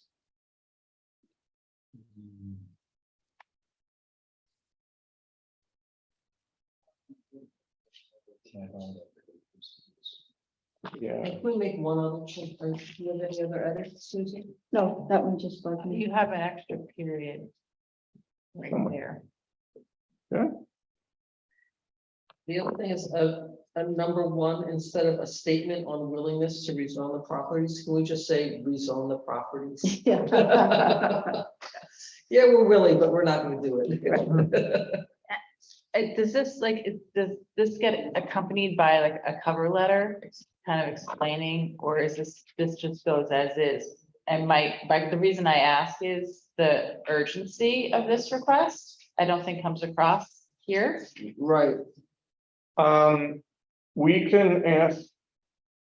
Well, this needs to get sent some way, to the trustees. We can certainly send them an email to all the trustees saying, hey, This is what's going this on. is what's going on. Mhm. And then, so the timeline, Dorothea said Friday. yeah, well, I mean, I'm just thinking of things. This is going to need to go to county planning, which takes 30 days. They can kick off, the trustees have their own process for laws and so on, which is perhaps lower than it could be. But the minimum that needs to happen is there needs to be a seeker designation for all this stuff. We need to kick it off to county planning. The seeker has to be resolved. And then all the boards can act on it. I don't know if this would kick off LWRP because those 8 and 10 are in the LWRP district. Except that it's, Mm-mm. aren't they type 2 actions? But the zoning law change. Oh, right. Duh. Is it within the LWRP zone? The 8 and 10 are in the LWRP. This one is not. Well, they can neg deck it, it really is. Yeah, Yeah, they don't. There is that, Everything. there is that history. Yeah. Oh, I don't see it. I don't see any problem with that. Sorry. We're not on camera anymore, right? I think we are. I think the meeting is still going on. I was just kidding. So one quick question, I know we're moving forward with the rezoning letter, but in looking at the difference between the VCB and the TDD, what if the village board, and I don't want to, what if they were to say, we don't want to go this far? And they say it because they don't want to allow 100% lot coverage, or they have an issue with some of the other things that by moving from VCB to TDD permits. Then they explore other options. Yeah. Well- To explore other options. Or the other thing is that is we're not, our charge is not to set the vision for the districts. I would personally take that to mean the village doesn't want outside seating. And I Right. think we have to give it its due weight because it's not, Okay, so take it the other way. What if we were to say, and maybe I shouldn't be saying this at this time, but. no, what if we were to say it the other way and say, could we permit outdoor seating in a VCB district with a special permit? Like, could they, instead of rezoning all three properties? There's a ton of ways that they could Right. solve this problem. Switching the All of district which is would easy. require legislation. Sure. It doesn't really matter. But it does matter, and the reason being is by rezoning, in order to get one thing, you're changing 30 things. But or whatever this difference is in this, there's a number of differences, right? In the dimensional requirements in code that by going from VCB to TDD, you permit. Right. Such as 100% lot coverage of the building structure that could then be built on the front of this structure or the parking lot for the village bakery, right? Or the back decking area of Thirsties. Meaning, if the village board were to say, by moving in this direction in order to allow outdoor seating, these things we don't request. From a planning board perspective, I don't want to make a recommendation to obtain one thing if we don't talk about all the other implications of that request. One other approach would simply be, are there any buildings in the VCB district that we wouldn't want to be able to have outdoor seating with a special permit? Two things. One is the board's only requesting rezoning for 3 properties. It's not everything in the VCB district. No, you're right. We're moving those 3 properties from VCB Well, to we can't, TDD. the only trustees can do that. Correct. But that's what the letter is suggesting. But then, I mean, what would happen in terms of timeline is they'd have to amend the zoning code. Mhm. And then there would have to be an application for the special use permit that you're talking about. I mean, that would add another layer and probably several more months to this process. In order to simply add, so you're suggesting, and again, this is my ignorance, you're suggesting that changing 3 properties from VCB to TDD is quicker than adding outdoor seating and a special or like a variance option for lot coverage over 60% in the VCB district. There is a variance option, but it would be a use variance, not an area variance. Okay. And they wouldn't be able to, they very likely wouldn't be able to meet that because it's a very difficult standard to meet. What I was saying is something different though. What I was saying is that what you were proposing would add another layer because it would require the Board of Trustees first to amend the zoning code to allow the limited changes you're talking about by special use permit. And then the applicant would have to come back and actually make the new application for the special use permit. What if they just skipping the special use permit? What if they were just simply to add outdoor seating to VCB? Well, there are other properties, I'm just saying, and there's 2 things. First of all, what can people do and will people get approved to do? Right. When you change the zoning, that doesn't, it lets you know what you can apply for. Yeah. But obviously, all the board reviews still kick in. But, all of those businesses along, Monroe Ave there, or State Street, or whatever, just across from the library. Those are all in that district, and those are the ones that have residents in their backyard. So you're expressing the other danger of going the route that I'm saying. So I So appreciate. that's what that district was meant for, is to regulate that boundary between residential and commercial. Right. But none of these properties are abutting residential properties. They're pretty far. It's 3 properties. 3 properties, yeah. That are, Half of that are, Absolutely. And all I'm suggesting is it's quite likely the reason why they were excluded initially was that the location of their, or the lot coverage, right? I mean, well, obviously there's parking lots, so maybe it was already 100% lot coverage, but it wasn't a building structure at 100%. right. That they may have dismissed it, but that's not for us to discuss. I think it's just, we gotta fix it. And Mindy, to your point, this is the fastest way to do it. This is a very fast way of fixing Okay. it, but it's literally just Okay. changing a district doesn't require changing much Right. code. So Okay. it would be what, like a 1 paragraph resolution or something like that? So there's other ways to do it. This is the fastest. Well, Well, and it's, I think, the most appropriate for this situation because it's limited to these 3 properties. Right. That suffer from the same problem and don't have abutting residences. So that it's the least amount of change that the board could make to solve this problem for these properties. Yep.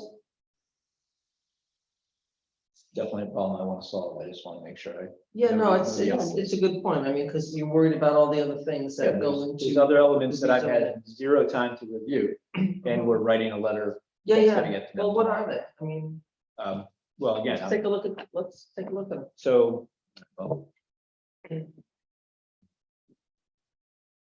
not. Okay, so here's the key consideration. This is general requirements for accessory uses and structures. Mhm.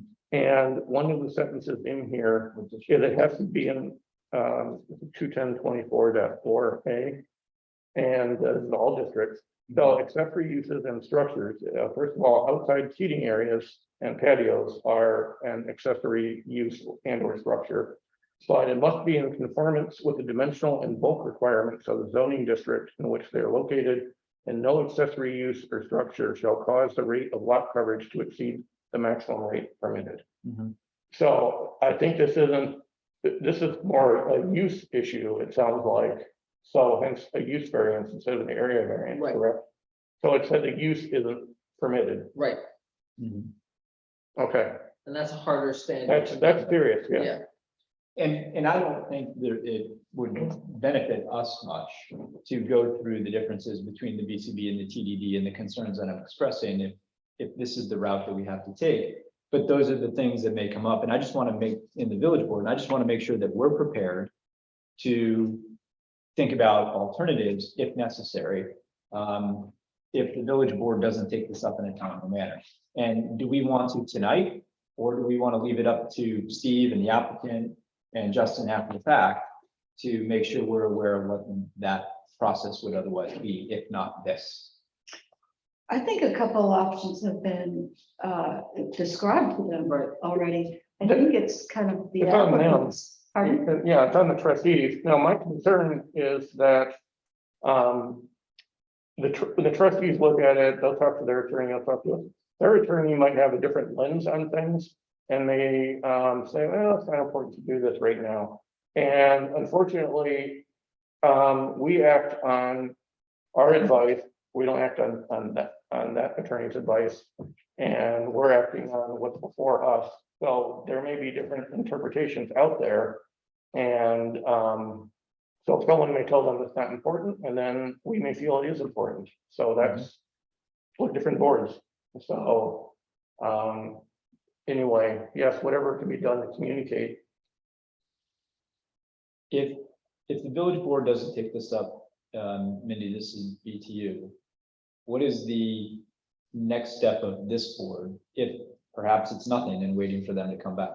it's nothing. I mean, this Okay. board doesn't force anything. We just Mhm. process applications. Okay. I mean, it would be a conversation with Steve, I would think, and the applicant. I mean, the applicant is certainly free to make an application to the village board of trustees to rezone the property. Mhm. And that would That requires some a response. Yeah, they couldn't ignore it. Yeah. You can't do that. Right, we So can we're make a asking- referral, we could ask nicely, Right, but we can't right, force it. Right. So- I thought that was, So if we do the referral, that's asking nicely, and if the trustees are like, well, this isn't a big deal, let's not do it. Then the applicant could apply for it, and then the trustees would have to act on that. And what I heard them saying tonight is that their preference would be for us to make the referral, and that's why I asked for the email address. Right. We can send the referral to them, and they can meet to it with right, all of this stuff showing why it's important. right. Okay. And that would. And I think that makes a lot of sense. Yeah, I because do then, too. you know, Yeah. we're all making the same request. Mhm. We're all trying to go, I think, in the same direction. I just Yeah. want to make sure that we're exploring all the different risks and options. No, it's a good thing. Yeah, No, so, Good point. so Mindy, I don't know if you want to read that, that's the code on accessory uses, I think it was like number 4 or 5 down there that I was looking at. And this is which district? This was. It's all of them. districts. All of them.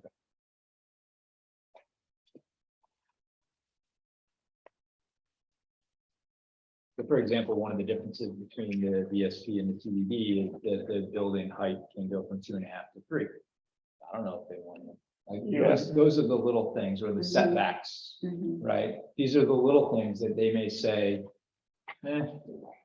hopefully not. But, Yeah, I think that, I'm sorry. no, go ahead. They still have to go through with reviews and we have all kinds of crazy stuff on the books already for what people can do should they get approved. Yeah, I mean, somebody could argue where it says under 210-24 4A4, where it says that no accessory use or structure shall cause the rate of lot coverage to exceed the maximum rate permitted.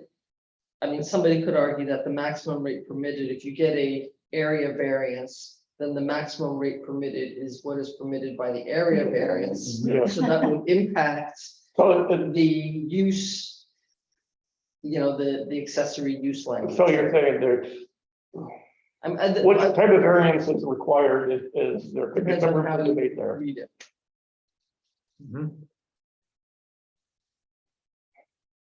So there are ways that we can address this, or the applicant can address this, to bring an application back before us requesting the appropriate variances. It's I don't really know. not up to us though to give them legal advice. That's I mean, right. we identified the problem, they can, we've offered up a solution in terms of the referral. but- Yeah. And some of this is for my benefit as well, to Okay. understand Some of the process, nuances. whether or not, The nuances of what would be required without a zoning code change. I think require still extensive debate if it's possible, it may not be possible. So, but they can apply for anything.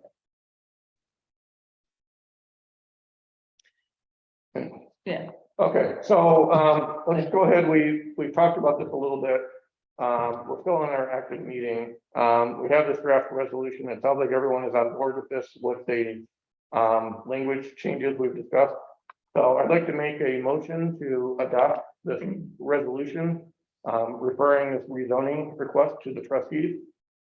Second. Aye. Aye. Oh, you guys just go through quickly. Member Marshall? Aye. So what I will, so I'll tell you how this is gonna go. I will make these updates tonight. I will forward it to everybody. If you can check your email in the morning Sure. and let me know if this is okay. I will then print it, sign it, drop it off there. Motion passed.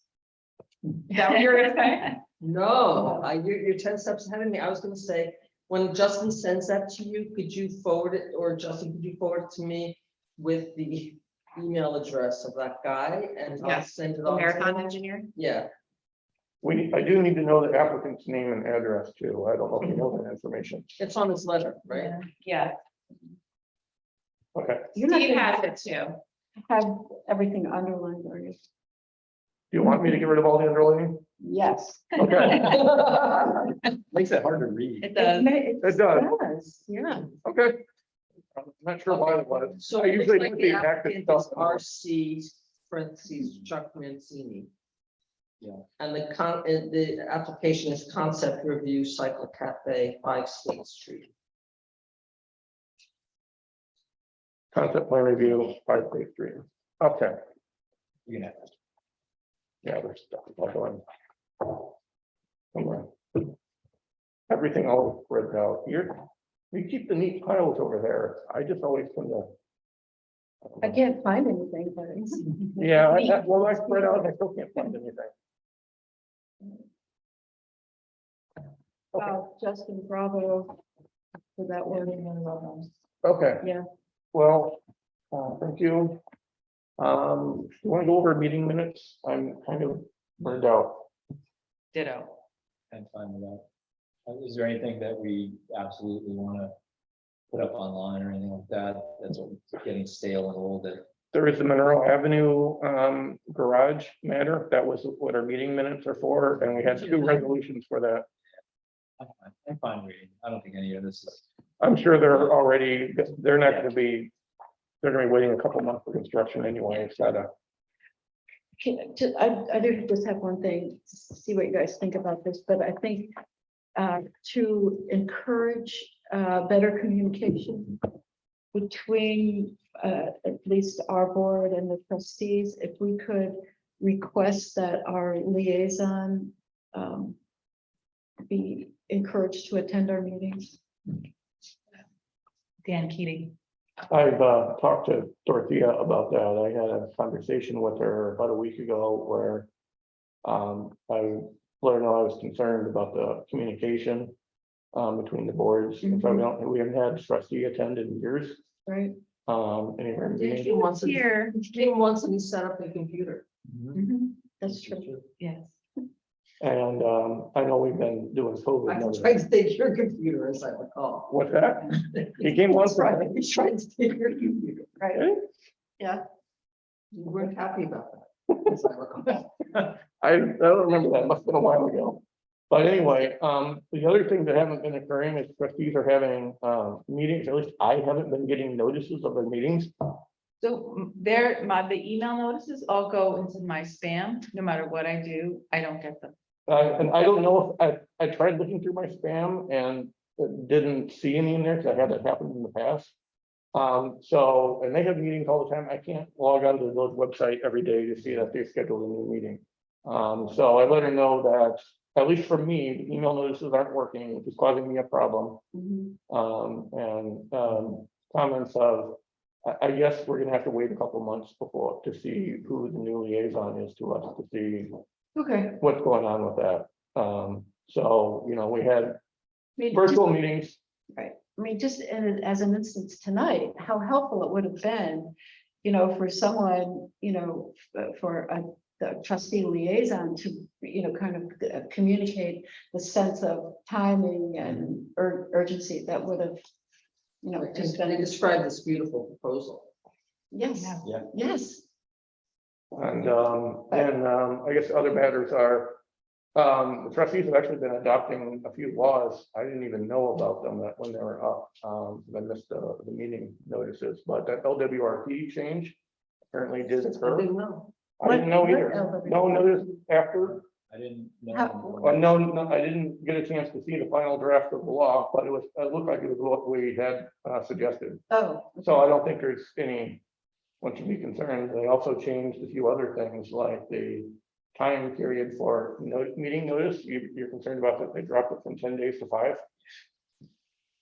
So what that means is the publishing deadline gets pushed back a week. So we now have the time to get everything done before meeting starts. It's dropped by a week, which is helpful.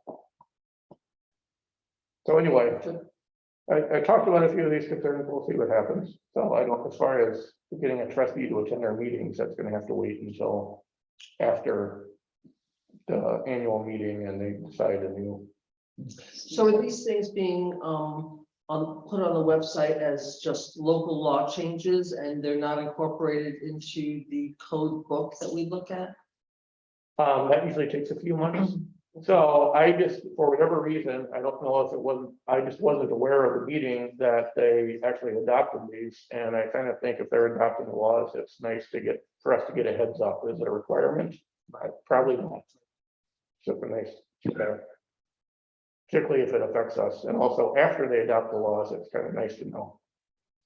But they're going through the process of getting them published, what they usually, and I don't know what that is. So, okay, well, And usually understanding those addendums, if they're not incorporated in the E-code, it's really hard to, like, you read E-code, you're like, this is the way it is. And next thing you know, you got to refer to like a little asterisk to go find somewhere in the back page.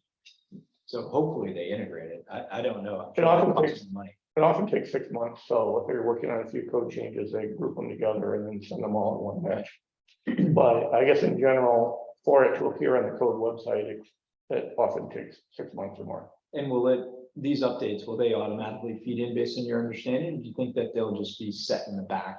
No, They'll they'll be worked right into the Worked website. right in the code. Okay, so all the sections just get updated per the code update. So right now, what will be after the codes are adopted, you go to the E-code site, on the left, there is some sections for other types of documents. And I don't remember what section it is, but there's a section for new laws, and that's where the new laws should be. And unless you know to look there, you'll never find them. Right. So that's where they should be. But then they eventually get rolled up in and then they drop off to the new code section. Yes, Okay, great, thanks. and that's up to the clerk and the trustees to work out.